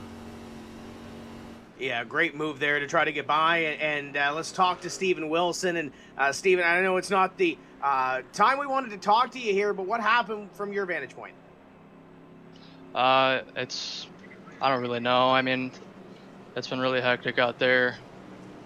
Trying to make moves on the bottom, trying to follow whatever lane is moving, and kind of been racing people close. I got into Shearburn. I think that was my bad. Came too high while we were 3 wide, and I think Garrett lifted there for Graham, and I was coming up and didn't lift in time. So yeah, it's really hectic racing, just trying to follow whatever line works. I felt like we had a really fast piece, but I was killing the tires. My rear was pretty dead at the end of that run. We were quite loose, so we'll try to get back what we lost. It looks cosmetic from here, but how bad's damage to the race car? We got 40 seconds of damage. I'm not really sure. I think it's mostly front end. We'll find out how fast we are. Sounds good. Go get what you can. Thank you. There's Steven Wilson currently on the bubble when it comes to this championship chase, Evan, and every point in every position going to be key here as we continue to work through New Hampshire with 60 to go. So big developments with the top end of the caution flag. Vicente Salas, remember, he pitted all on his own, Tim. He had just gotten his lead lap status back when the yellow flag came out. So he has neglected to pit. He has 10-lap-old tires and will restart on the outside of the front row in second. That is nothing compared to Brian Schoenberg, Tim. He was wrecking earlier in this race. The driver making his 175th career start in the eNASCAR Coca-Cola iRacing Series here tonight has stayed out on 39-lap-old tires. He will lead us to the green flag, and all I can say is buckle up. And in those previous 174 starts, Evan, he has come close to victory lane. He's flirted a couple of times with those guys, the victory lane, but the 47, Brian Schoenberg, up on the wheel, chin up, and he likes this racetrack. We'll see how much he likes it here as we come to green. He's led 146 laps in his career. Can he lead this one, though, with the old tires? He's got that Ryan Newman stance in the seat. Green flag back in the air as he does get a good jump down to turn number 1. Conti immediately trying to get to the inside of Salas, but Conti's going to get held up for a moment behind the 47. He'll go low. Salas goes high. 3 wide for the race lead as they split the 47. Man, that 8 car was able to cut as Brian Schoenberg is not. He's going backwards. He's falling like an anchor, and everybody passing him left and right as they continue to work around the 47. I would not look that calm if I was dropping this much. All he can do is hold the middle because they're going low, they're going high. The C's are parting around the 47. They're going to go 4 wide now with Garrett Maines sliding to the inside as well. Note to self, 40-lap old tires do not work. But the battle for the race lead is on up front. Here comes Jimmy Mullis. He's been able to get around Conti and now side by side with Salas. Luza in there as well. What a great battle up in front. The 46 of Mullis trying to get that inside line to work. Vicente on the outside, and Michael Conti is relentless in his challenge as well. Novak thought about 3 wide once again.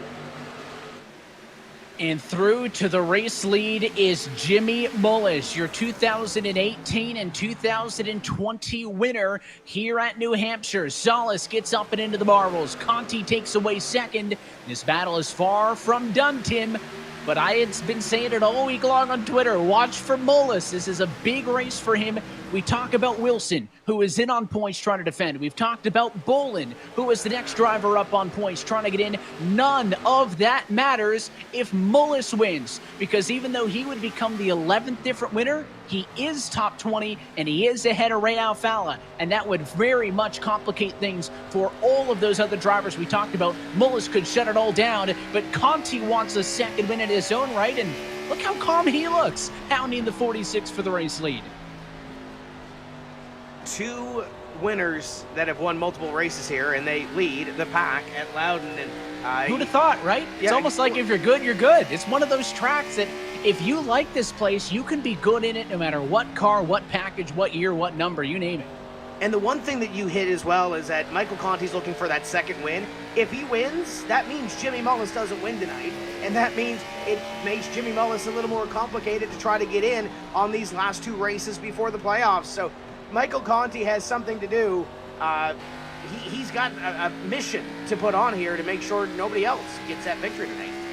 And his, run tonight has been interesting for Mullis because obviously I've been eyeing him, right? 6th in practice, qualified outside of the top 10, and I was wondering, maybe it's not going to be the case, but has been so good. And even Conti, the same thing, right? Conti started this race in 3rd, but, was close to 20th. I mean, in practice, you always wonder, is that 1 lap, hot lap time indicative of what somebody's got? And clearly right now, the 46 and the 8 car are the best cars in this race. They have pulled an advantage of nearly 1.5 seconds over Zach Novak and company from 3rd on back. But there's still 50 laps remaining in this race. There's still plenty of time to play cat and mouse up front, and I don't think we've seen the end of some of those drivers that are out back right now. Those 2 have a little bit of a gap, but guys like Zach Novak, Ryan Luza, even Keegan Leahy, Ray Alfala is there as well, trying to make a move within the top 10. So yes, this is a 2-horse race right now. Conti's closing, but I don't think it's over. Long way from done, and there is Ray Alfala. Imagine what he's feeling, Tim, because Ray Alfala's doing exactly what he needs to do. He is getting a good points night out of this. Doesn't matter if Ray Alfala has 5 wins, right? He could win all the next races, but it doesn't put him to top 20. It doesn't make a difference as he looks to the inside on Leahy. So he's trying to get to top 20 for his win to count, to steal that last spot, the 10th and final spot on the playoff grid. Look how aggressive he's working, Tim. I'm surprised Rowdy Energy hasn't ended up on the floor without Hardy sawing away at that wheel, but all of that goes away from Alfala if Mullis wins this. So it's exciting to see Bullis up front, but the Steven Wilson camp, the Graham Boland camp, and the Ray Alfala camp are not happy seeing that 46 car leading this race now inside of 50 laps to go. I think the other thing we need to watch as well, and Shearburn mentioned it off the top that he needed points. Shearburn's not getting as much points as he needs back sitting in whatever he is, 26th, 27th place right now. So there's the other He's not wrinkle bouncing in this. back from the damage. I think it's hurting him. Yeah, so there's that other wrinkle. We keep talking about Jimmy Mullis and Ray Alfala. Ray trying to get into the top 20. Shearburn's got to worry about staying in the top 20 with that win too. So there's so many storylines and so many wrinkles in this thing. But at the end of the day, here it is, Evan. You control your own destiny as a race car driver. And he is trying to break through of this mess. It's the battle for 12th, Tim, but we could call it the battle for 15th. You could also call it the battle for 6th. I mean, it is a wide range you'd pack from Solis to 5th on back. You got Alfala, Leahy on each other's door. Here in the middle of it, you got Taylor Hurst fighting with Jake Nichols. Matt Busa, bit of a wiggle with Dylan Duvall to his outside. Bobby Zelensky has been awfully quiet tonight. But he's on the cusp of a top 10 position. You got Michael Guest, the big green egg entry. Brad Davies back there as well. Blade Witt, how about the iRacing car for Clint Boyer Racing? I mean, a lot of drivers here mid-pack, Tim, that are plus 10, plus 14 spots that are really trying to capitalize on what have been good runs thus far. And in this pack, sporting some damage as well, is Nick Ottinger. We haven't really talked about it a whole lot, Evan, but the defending champion of this series is in danger of missing the playoffs this year. He's got to get up on the wheel, sporting that little bit of damage. Might be easier said than done here to get it done at Loudon. He's only got 2 more races to get it done. Oh, and they touch again, so they're all over each other. Nick Ottinger, though, a race high plus 31. You ride with Jake Nichols coming to 45 laps to go. They're 3 wide in the mid-pack. Jimmy Mullis, can he hang on to win this race, looking to punch a ticket to the playoffs here in 2021?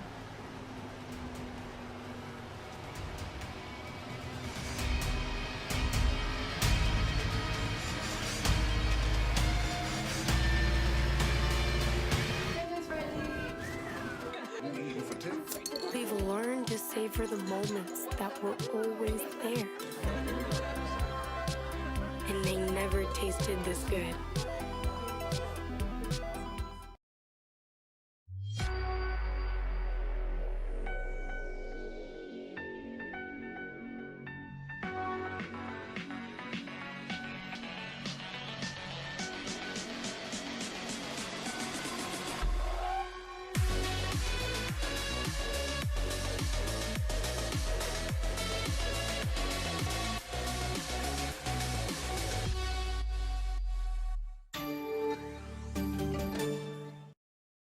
I am a season no one saw coming, because this year, to make the playoffs, you better win, or you're not in.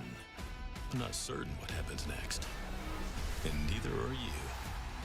I am NASCAR.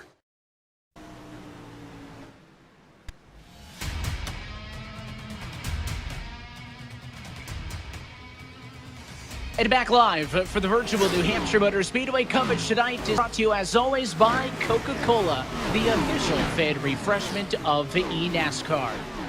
And by Asus, the official gaming hardware partner of the eNASCAR Coca-Cola iRacing series.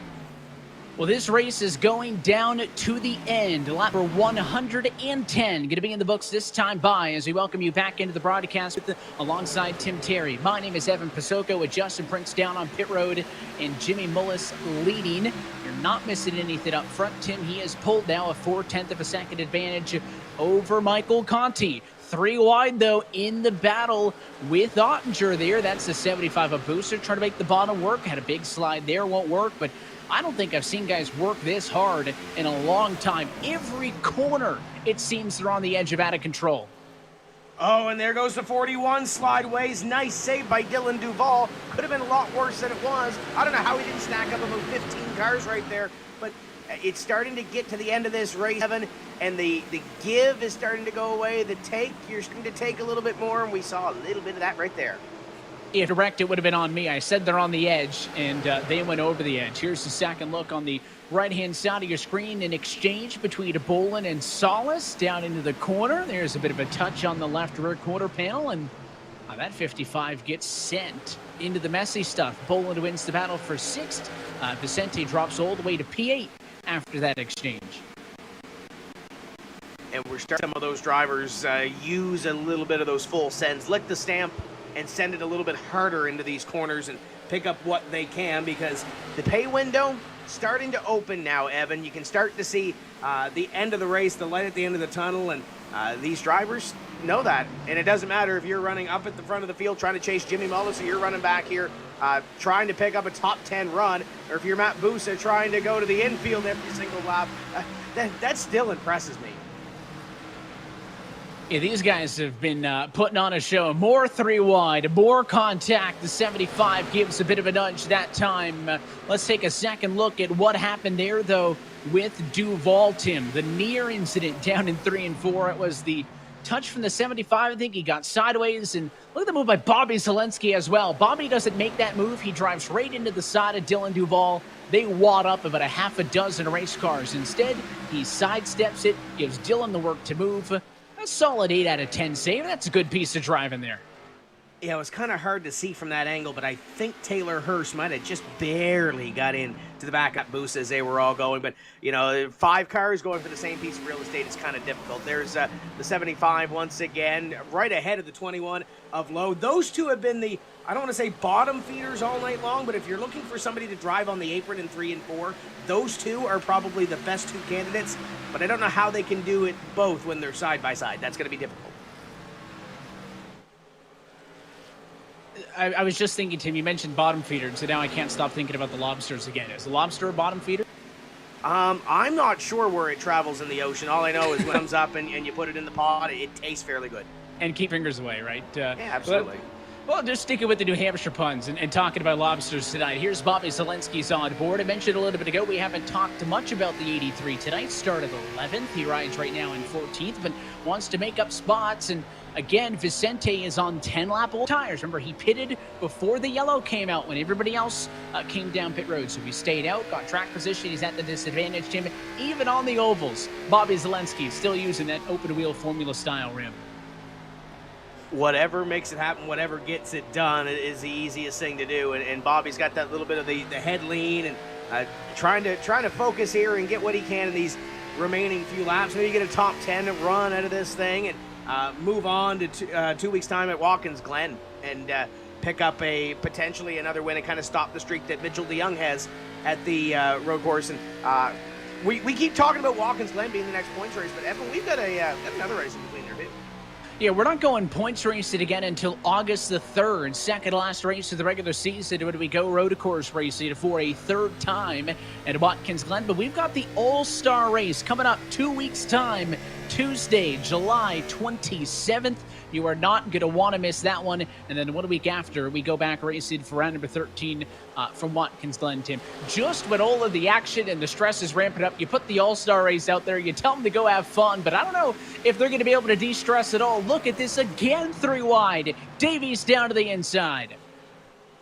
And then Michael Guest kind of in the middle here. Blade Witt having a decent little run going here at the end of this race at Loudon. There's some action going on here, but the give and the take, you're going to take a little bit more than you're going to give right now. And Michael Guest has been a yo-yo throughout the field, but he's trying to grill something up here late in this effort. He's got something cooking, working hard. A huge slide for Michael Guest, but he's able to reel it on in. I mean, these are tires, Tim, that aren't happy. 30 laps into this run. That's closer to one of the longer runs that we've seen tonight. If you add another 30 to the end of this race on top of it, these things are going to be driving awful. These cars are going to be driving like Kyle Busch describes a P2 race car. Terrible. And we've said it doesn't matter if you're Keegan Leahy stuck in the middle or you're these guys in the middle of the pack. You have a handful. And especially these guys up in front, guys like Jimmy Mullis and Michael Conti. We've seen them slide these race cars around, and the caution flag will fly here. There'll be a yellow flag at lap number 122, and there it is. Kane Cook in the fistful of bourbon Ford was down and nearly into the tires. Down on the inside wall off of turn number 2, the driver for Jim Beaver Esports was running in 24th position. I didn't see, it doesn't look like there's a ton of damage on it, Tim, so whatever happened, it must have been a light touch. Must have been something small. We'll take a look at it here in a bit, but the field catches up, and I think this is the money stop right here, Evan. I think we're going to see everybody down. Everybody's going to be on even keel when it comes to tires and fuel, and we're going to set ourselves up for a less than 30-lap dash to the finish of this thing. And this is it. I mean, you got to go for the 4 tires. The 2 call has not worked out at any point tonight. You're going to go for 4. You might as well fill it up or just get enough fuel that you want to the end, but this is where execution time comes, Tim. And Jimmy Mullis, your race leader's got pit stall number 12. So I wonder if Conti or a Leahy, right, with those pit stalls closer down to the pit lane exit based on qualifying, if they'll get an advantage here. Let's see the 46. You'll see him be one of the first cars to pull out of the pit stall, and let's see what the 46 machine can do here as he's done. He's got his service, but Davies even is ahead of him as they drive down a drag race, and I think Jimmy Mullis got it back. Brad Davies was certifiably ahead of him, and somehow he drove back around him. What an effort for Brad Davies. 2 right side tires on that race car to put himself in a position, and it looks like he is going to line up alongside or right in front of his JRM teammate as we're going to take another look at this one, and it's from one of the home track boys here, Jake Matheson, from just down the road in Hillsborough. Well, let's see. They go off at turn 2. 15's up on the outside, and I don't know, Tim, looked like 18 went a little bit up on the straightaway. I wonder if there was a touch before that or if he was trying to tuck in line, but he got clean out there. The 18 machine involved in that one. Tim, let's dial up the driver and chat with Femi Olad here. We'll chat with Femi, and what did you see through all of this happenings here on this latest caution? That was completely my bad. I thought Kane had a bigger run off the corner, and I was just going to slide in behind him before the guy behind me could get to my right rear, and I just misjudged his run. This racing has been fun to watch up here. As a driver sitting in these race cars, how fun is it to drive around here and go 2 and 3 wide? I've had fun. I think the track is racing really well. Obviously, you're kind of stuck 2 wide for a little bit if you guys are at the same speed. And that's sort of what happened there with Ken and I. We were battling for a lot of laps, and it's unfortunate the way it ended because that was completely my fault. And yeah, I hope you didn't get any damage from it, but yeah, that was just on me. We got less than 30 to go. Go get what you can here. Thank you. Femi Olad, driver the number 18, and Evan, I think he hit the nail on the head. This has been a fun package to be a part of, 2 and 3 wide, and we'll see how this all plays out, especially for those drivers in the middle of the pack, because now we're at the point where we got some new tires on the race car, and it's go time.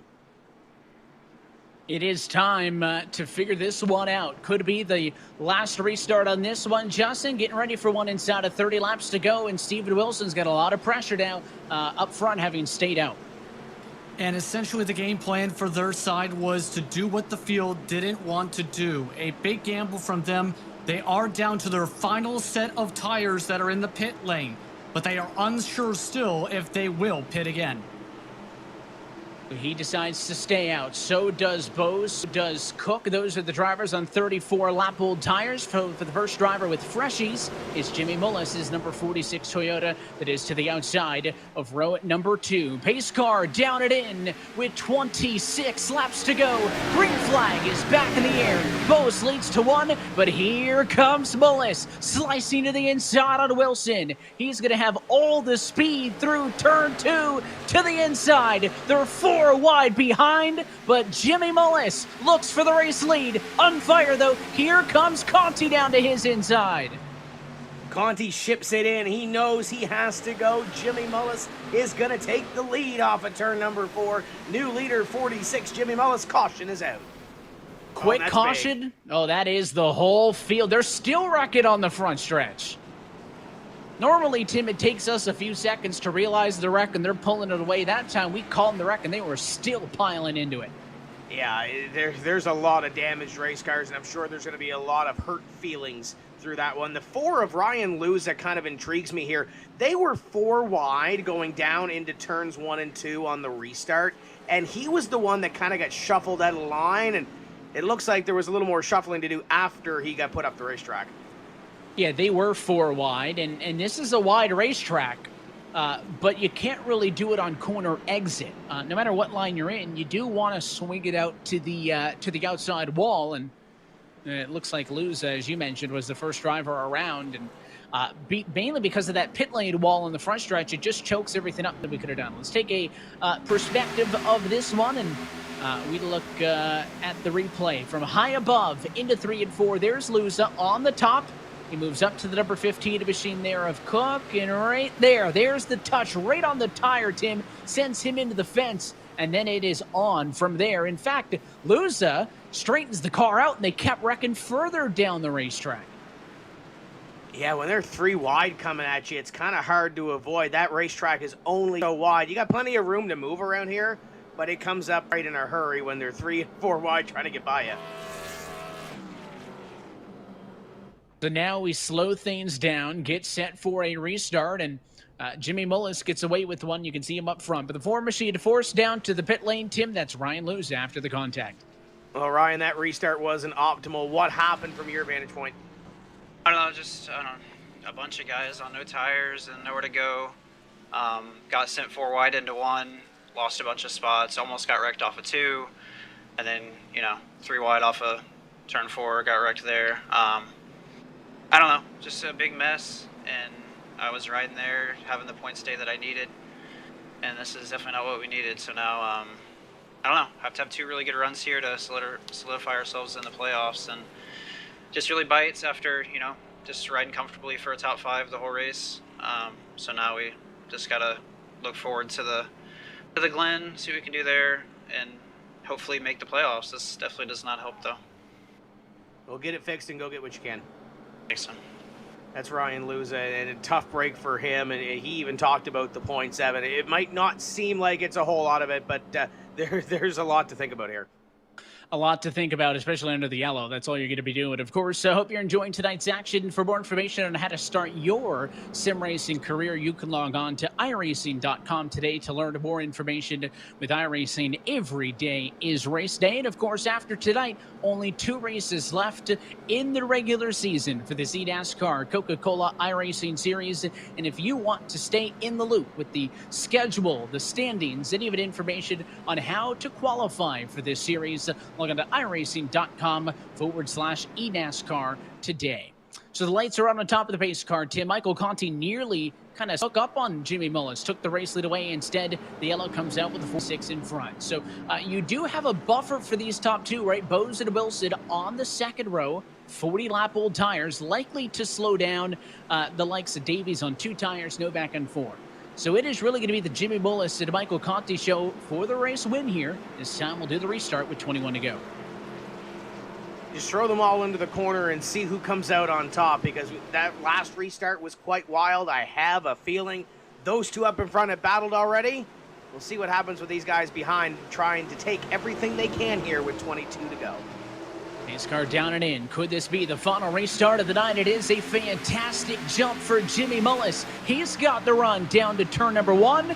And look out behind his teammate Novak, trying to clear the cars and old tires. 3 wide for 3rd for the 90 as he tries to force his way through. Conti, though, hot on the heels. 1st and 2nd separated by 4 car lengths.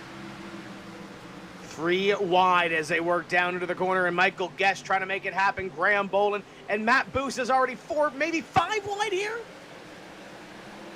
And they're going to get away with it. A touch there between the 9 and the 67. So far, so good. Look at Nichols. He'll go high to low. Wilson gets touched. Steven Wilson into the outside wall. Garrett Maines gets a piece, but they straighten it out, and there is no caution. Again, disaster strikes for Steven Wilson. And I think if we take a look at the front of the 51, Ray Alfala's got a lot of front end damage as we have a battle for the lead once again up in front. Michael Conti is going to try to take it away here late from Jimmy Mullis.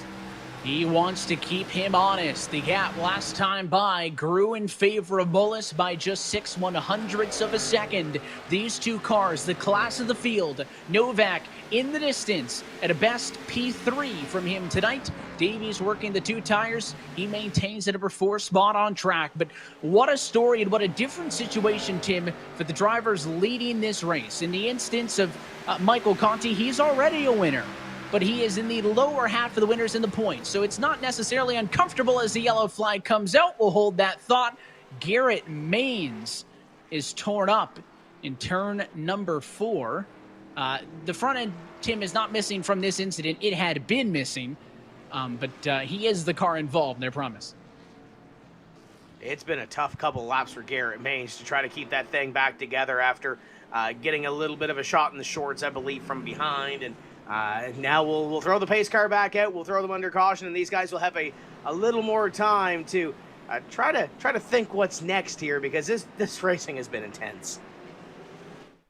Well, here's the replay of it. A little bit of de facto 3 wide with Garrett Maines there. That's the 37 machine behind him, a Derek Justice, who gives him just a touch. The JTG Doherty racing entry. Cheerios on aboard his car.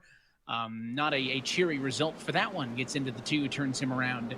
That is a bad night gone worse, Tim. Same for Steven Wilson, though. Earlier in this race, we were talking about how good Wilson was, how good a night it could be in points. He's been involved in several incidents now, and the continuance of the 46 car up front continues to hurt those drivers. But of course, we alluded to that All-Star race in 2 weeks, and excited to announce that it will be at the virtual Nashville Super Speedway. Tim, looking forward, though, to 2022, because this exhibition will feature NASCAR's next-gen Cup Series cars.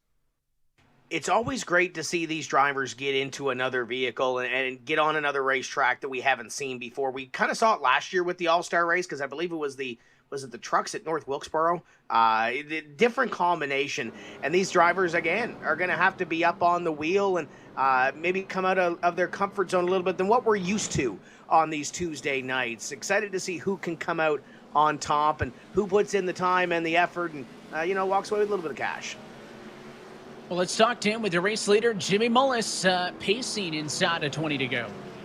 Well, less than 20 to go when we go back to green. Jimmy, how are the nerves right now? I'll be honest, Tim. I'm pretty calm. I got really nervous when I first got the lead, however many laps ago it was. But, it's kind of one of those things where we've been here before. So just going to try and finish it out and, see what happens here. The team has been good tonight. Yourself and Zach Novak running 1 and 3 right now. What would it mean to sweep the 1-2 for Richmond Raceway Esports? Oh, that'd be huge. The year we've both had has been definitely on the lower end of the spectrum, and to come away with a 1-2 would be huge for our team, and just huge for the both of us with our points situation right now. So, we'll do all we can do here and try to get that done. Well, less than 15 to go. Go get what you can. Thanks, buddy. That's Jimmy Mullis running in P1 right now. And Evan, he mentioned the team right now. You've got the 90 of Zach Novak back there, the 46 of Jimmy Mullis, hovering around that top 20 in points, looking to get that win, looking to try to solidify a playoff position. But I'm interested to see how hard Zach Novak would race his teammate here in the late stages. Yeah, let's see how tricky that is, Tim. And then amongst those teammates is Michael Conti trying to spoil the party. Okay, Mike, we know you know how to win here at Loudon. What do you got to do to get by Jimmy and win a third one here? Tim, got to get a really good restart here, get off clean. Obviously, Jimmy's won as many times here as I have, so he knows what he's doing too. He's got a really fast car. But we put a really good WR1 sim chassis Chevy together here tonight. Really, really fast. Been good all night. We're in position. We just have to see if we can close it out. We'll see if you can close it out. Go get it here. Thank you. It's Michael Conti outside of row number 1. And we kind of mentioned earlier as well, Evan, if Michael Conti can get that second win, it means, guys like Jimmy Mullis and Zach Novak, they cannot get that win and lock themselves in here tonight, or at least go that one step further to try to do so. So you better believe Michael Conti's going to be up on the wheel, as is Jimmy Mullis. And look at this. You got JRM on the outside, the 8 and the 88. You got Richmond Raceway Esports on the inside. A pretty good night for those two teams. It is a good night, but this thing is not done yet. The pace car will be in this time. Let's do it again with 13 laps to go. Mullis selecting for the inside. He is the control car. He restarts this race, and again, he'll go early. Green flag back in the air, and here comes his teammate Novak to the inside, fighting with Conti for second. Great battle for that runner-up position. Michael Conti going to try to get momentum off the corner. Zach Novak going to try to cut it down to the inside. Side by side they go. Jimmy Mullis loving it. He is pulling away from this battle. And Nichols a part of it. Graham Boland looking for a top 5 effort. Sure, why not 3 wide? 3 wide again. Is there room for that? Davies way to the outside defense. Clampett also ends up way up on the outside. Look at him in the middle of some 3 wide towards the rear. But up front, big defensive move from Michael Conti. He shakes off that challenge from Novak. It would have been awfully tough to get around 2 of those Richmond Raceway Esports Toyotas late, so he defends for second. His sights are set on the race leader. They're side by side for fourth behind them. That is Graham Boland down on the inside of Jake Nichols. And just in behind them, that big green egg, number 9 of Michael Guest to the inside of Ray Alfala. Michael Guest was running about 20th all night long, and he's up here battling for a top 10, maybe a top 5. Look at this, 4 wide. Can we get away with this? It's going to choke up on corner exit at a turn 2. No, we can't. Alan Bowes spins. Caution at 10 laps to go. Did the McLaren shadow cars just get into each other there? That's not going to be a great team meeting. Is that, what, the second or third time we've seen some teammates get together tonight? And I say it again, Tim. We got the room in the corner. Said it on the last replay we were looking at when we wadded them up in 3 and 4. You got the room in the corner. You do not have the room on the exit. And there just really wasn't room for Bose there, admittedly, right? You have the 37 to Justice up the road. You got your teammate Blake Reynolds underneath. And watch, when they come to 2, there's just not room. And he bounces off the car high, goes down into the car low, and he goes for a loop. Honestly, could have been a lot worse than just one car doing a spin in a 360. Garrett Lowe had a fantastic piece of driving to squeeze through up top, but it again negates a great restart for Jimmy Mullis because we'll re-rack him and stack him and do it all over again. And Michael Conti will once again have to be back up on the wheel to maintain position number 2 with Zach Novak starting back on the inside. So exact same rack for those top 3. We'll see what transpires and see if Jimmy Mullis can get another great restart. But let's chat with Alan Bowes and see what transpired there. Alan, from your windshield, what happened? Yeah, Derek went up. I went to go take a 3 in the middle, and I don't know if Derek came down and Reynolds came up at the same time. Kind of got squeezed a little bit, but it is what it is, I guess. Hopefully, if that would have went green there and I could have gotten through him, I could have made up a lot of spots because of the tires. But now I guess I just have to hope my car isn't hurt too bad and see if I can still get a few of these guys. It seems like every time we look back here, you and your teammate are so close. What does it mean to have both of those cars tuned up the exact same way? It's pretty nice. I mean, Reynolds and I have pretty similar driving styles, so we can feed off of each other in practice. But I guess when it comes to that, all race, it can get kind of frustrating being beside your teammate. If one of you is faster and one of you doesn't let the other one go, it can get pretty frustrating. But all in all, I think our car was a little bit better than what I thought it was this week, and it sucks that we're probably not going to get the finish that we deserve. Well, you got a couple laps to get it done. Go get what you can. Appreciate it, man. Thank you.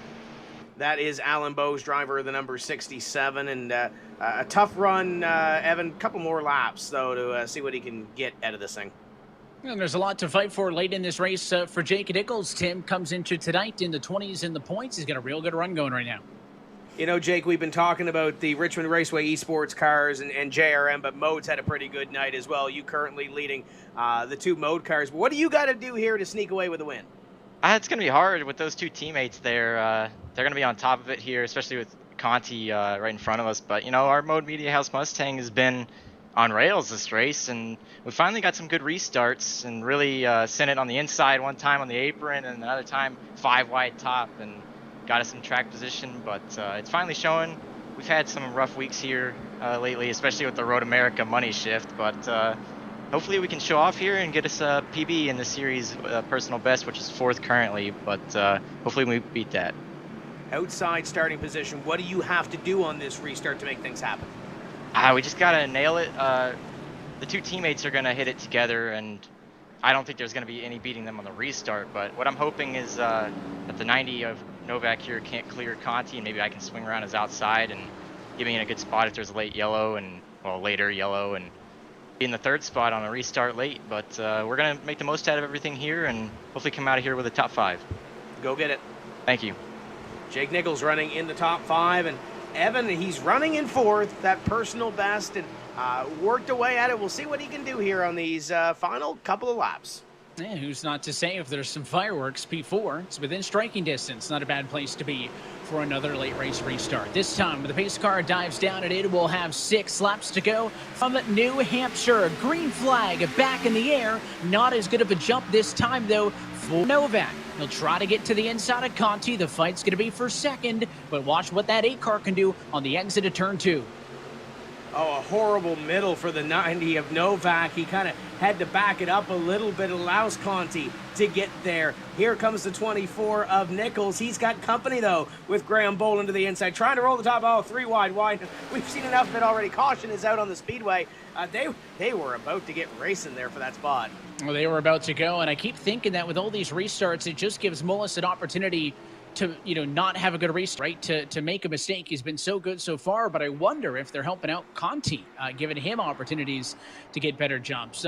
This was just a big mess, Tim, and I'm going to blame you on this one. I've had my number of jinxes over the years with the yellows, and you just had to say that it was a good night for the mode cars, and it all fell apart for Matt Busa, middle of the road. Watch that white number 75 up the road. 4 wide, he's going to get a touch on the corner exit there, and as he loses his speed, he's bouncing all over the place, and then eventually the wreck happens in turn 3. You know what it was. Matt has been digging on the bottom all night long. He was in the 3rd groove. That had to be what it was, but... He's bottom feeding, not anymore. That's it. You can't bottom feed from the 3rd group, but all kidding aside, Matt's had a really good effort here this evening, but he's not going to have a whole lot of time to make up what's left. Tough pill to swallow for him, and it seems like, Tim, to get these late race incidents, the guys up front get frustrated because they want to fight for the race win. They don't want you wrecking it back for 20th, but all those guys are either with damage or trying to pass other cars that have been damaged, and they see this as an opportunity to make them some points in bulk. Remember, it's not just a fight for the playoffs to get into the top 20. I mean, that's the whole other thing, right? These guys are fighting literally for their lives in this series, and that's why they fight late. We'll take an opportunity to step aside. We may be headed to overtime next from New Hampshire.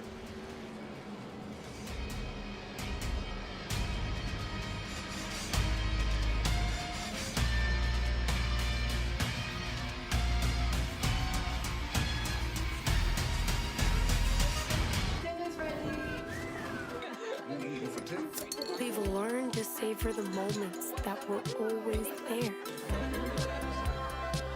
And never tasted this good.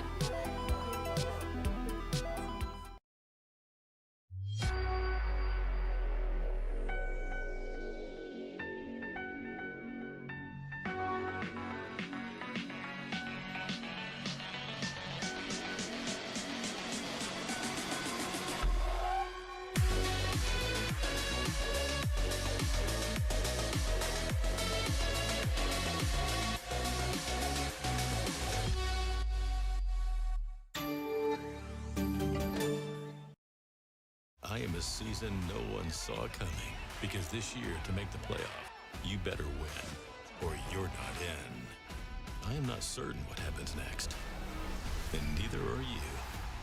I am NASCAR.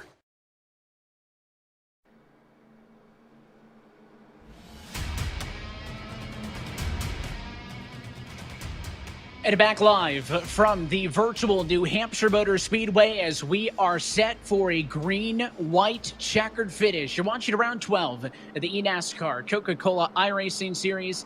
Tim Terry, Evan Pasoko alongside with you. This will be attempt number 1 of 3 at an overtime restart. Tim, Jimmy Mullis looking for his first win of the season and to snatch the final playoff grid position away from Steven Wilson and company. Conti, on the other hand, looking for win number 2. He wants to guarantee his fate with 2 weeks left to go in the regular season.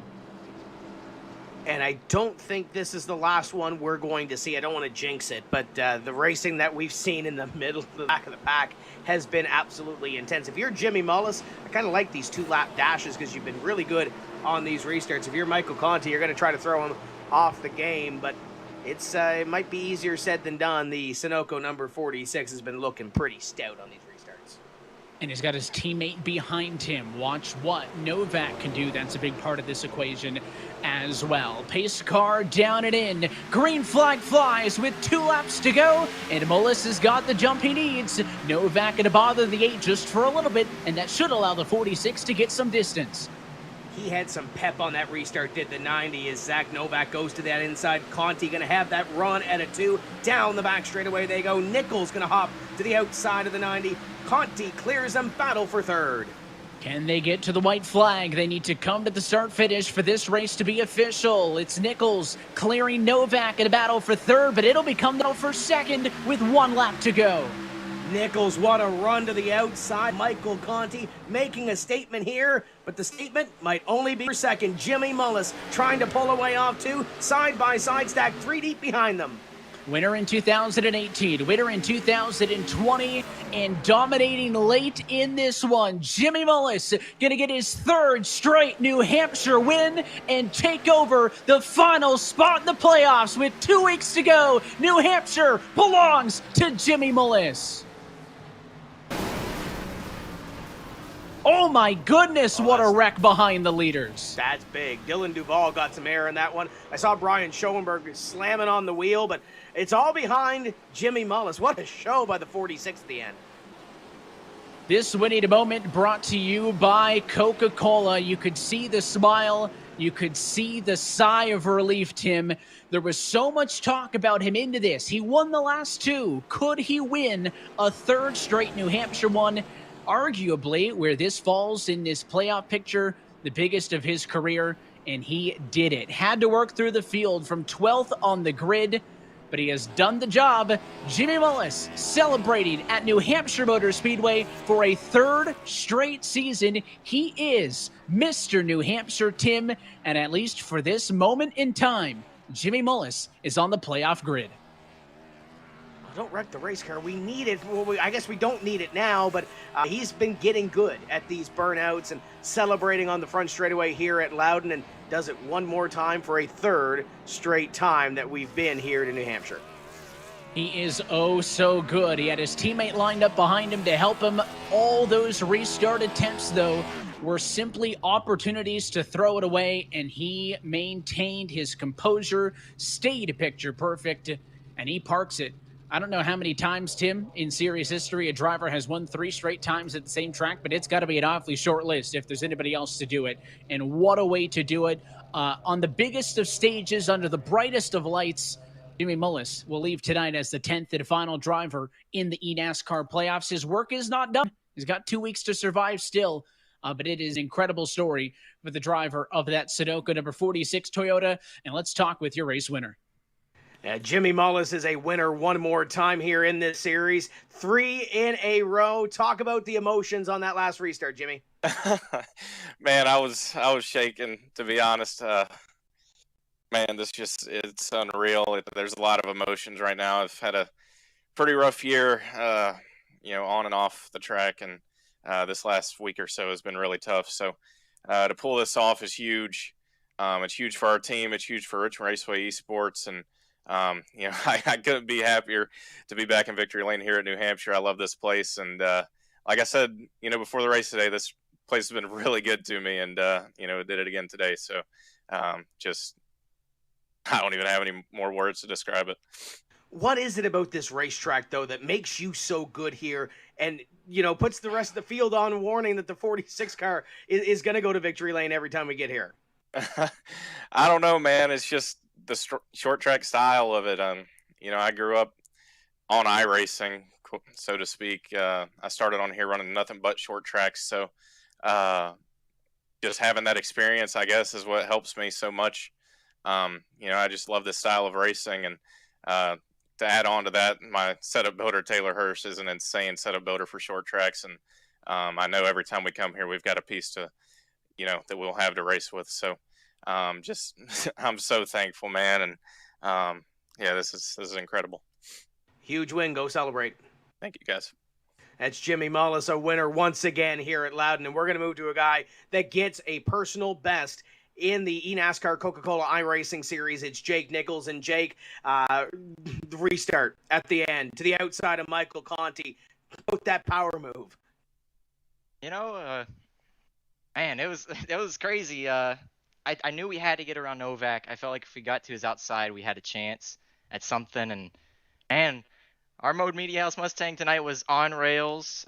Can't thank everybody enough. Kyle Long and JR for all the support and all the Mode Gang, and Bobby Dale Earnhardt Esports or Legacy Esports for all the hard work. It was so much effort last night to get this car where it needed to be, and man, it was on rails. I can't thank my crew, Boyd Hogan, Delonte Ballard, with Dwayne Culberson, and Chris Overland predicted before the race that I'd finish second. I told him, hopefully we're one better than that, but somehow he predicted it. I don't know. Maybe he needs to do that every week, and we'll keep running good. But with everything that's gone on lately, we've had so much bad luck, like outside of the sim and the series as well. And to get second here at New Hampshire, a track that I wasn't that confident in going into the race, honestly. And it's just, I have no words, honestly. It's just crazy. That was driving my life, honestly. With all the speed that you guys have had, you finally get a finish that deserves of the speed. But what does this mean for the rest of the season when you look forward? Oh, it's big.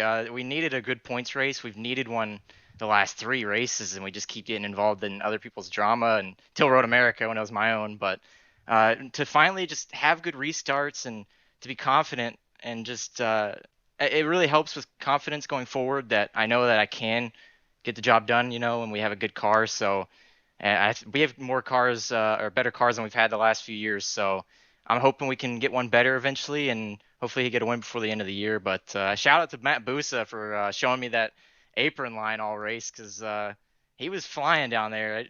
He was flying, and we got to that like 4th to last yellow, I think it was, or 5th, and we just sent it on the apron and just passed like 3 rows of cars. And without that, I don't know if I would have been up there in second. But can't thank everybody enough for all the support. Congrats on the run. Thank you. As Jake Nichols finishing in second, and a guy that wanted a little bit more at the end, but it's still a podium finish for Michael Conti. Mike, 3rd place effort here this evening. How relieved are you to get on the podium at the end of this thing? Well, Tim, that was a tough one. These short tracks, they always come down to a lot of cautions at the end and short green flag runs. And I think, honestly, that was our car's strength tonight versus Jimmy, were the short runs. But we could never get enough laps at the end to make a run at them. But super proud of everything that went into this car, everything that the team put into prepping the car this week. Couldn't do it without them, and just happy to finally get the result we deserved. We had a really good run going at Pocono, got wrecked, probably would have been top 5 or 7 at Road America, and got punted off in the first corner. So just happy to be here and happy to get this number 8 WR1 Sim Chassis Chevrolet back up front. So is this the turning point that gets that drive towards another one of those trophies that are sitting behind you? Yeah, sure, hope so. Just in years past, I don't know what it is about our team and how we do things, but we always start off a little bit slow. It takes us a few races to get going, and then we get in the swing of it. And right around playoff time, we're peaking. And we peak at the right time. That's what helped us get into the playoffs in 18 and last year in the Final Four. So I think we're doing everything right. I think the guys in the team are working cohesively together. We're all working toward the same things with what we want out of the cars. And just looking at the schedule, we've got a little bit of a break here, and then we go to Watkins Glen, which is my favorite track anywhere. So looking forward to that, looking forward to practicing for that. And we'll try to get another win there, but tonight was really good for points and cementing our position in the playoffs. So happy for that. Looks like JRM's going to have a playoff car this year again. So that's always the goal at the start of the year. And we fulfilled that, and we're looking pretty good. Well, there you go. There's Michael Conti finishing in position number 3 here this evening. Evan, great run for these guys at Loudon. It really is, and let's take a look at our Coca-Cola move of the race. In this one, it was that move by Jimmy Mullis that put him on top, right? Stacked up behind a couple of cars with some slower traffic up the road. You see Salas and Conti going 3 right around the 47 to Schoenberg, but it was the continued pressure getting to the outside of Conti, completing this past him. And even though he had to deal with all those restarts later on, this ended up being really the pass for the race win for him, right? You had some slower cars with later pit stops, but right here, the cross. You get the one spot, you cross down to the inside of Salas. I mean, he was on a mission, and nothing was going to stop Jimmy Mullis from winning this race.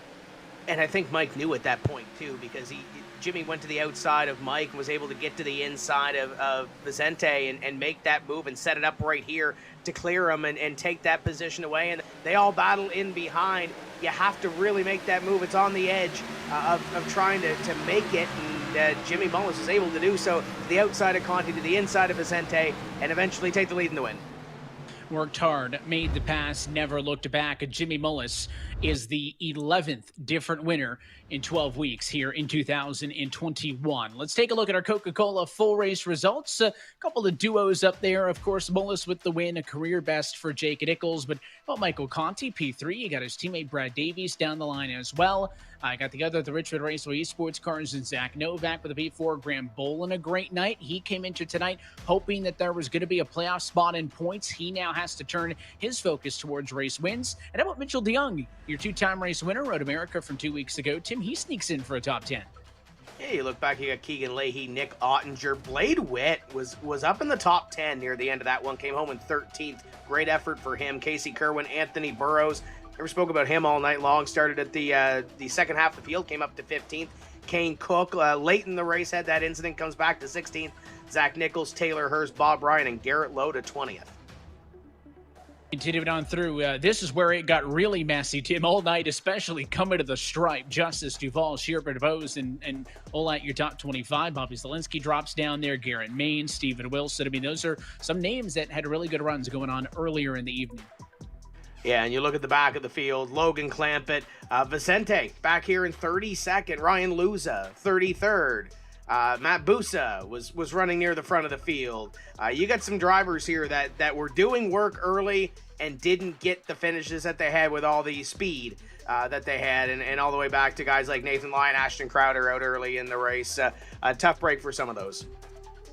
And to look top to bottom at your full race results tonight from New Hampshire, Tim, and now we try to break down everything that happens out of this, right? The conversation was that number 10 spot. Ray was the 10th winner. He wasn't top 20, so for the moment it was open on points. It was Stephen Wilson's, but Bolin was close.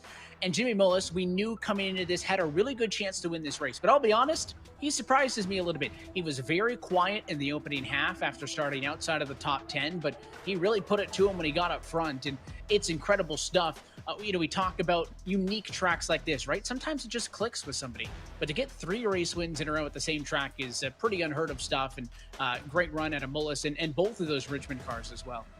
And we move forward, and when we look at this points picture that we have, you got Ray Alfala there trying to get into the top 20. You got Chris Shearburn barely hanging on to the top 20. You got Jimmy Mullis hanging on there in that little bubble area. So this is far from over. If you're up in the top 5 and in points and you've got to win, I think you feel pretty safe right now. If you're back there 10th, 15th, 20th, and you got to win, I think you really have to perform, and there's only a couple of races left, and one of them happens to be a road course in a couple weeks.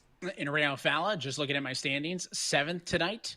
Chris Shearburn, Tim, improves a little bit, but 23rd. That's going to keep him right near that cusp of trying to stay inside of the top 20. It's going to be exciting. We got an all-star race, though, coming up in 2 weeks' time, and that is it for us here tonight from New Hampshire Motor Speedway. So on behalf of our entire team at NASCAR, the crew at iRacing, both on-site in Boston and all over the country, bringing this broadcast to you, and for your broadcast team tonight. For Justin Prince down trackside, for Tim Terry, and myself, Evan Pasoko, I want to thank you for tuning in. Congratulate Jimmy Mullis. He's playoff bound with career race win number 5. We're back in 2 weeks' time for the 2021 All-Star Race. That one is on Tuesday, July the 27th for the virtual Nashville Super Speedway. That race and every race of the eNASCAR Coca-Cola iRacing Series can be found exclusively here on the iRacing Esports Network and streaming live at eNASCAR.com. Till next time, good night from New Hampshire. Jimmy Mullis, a playoff driver once more.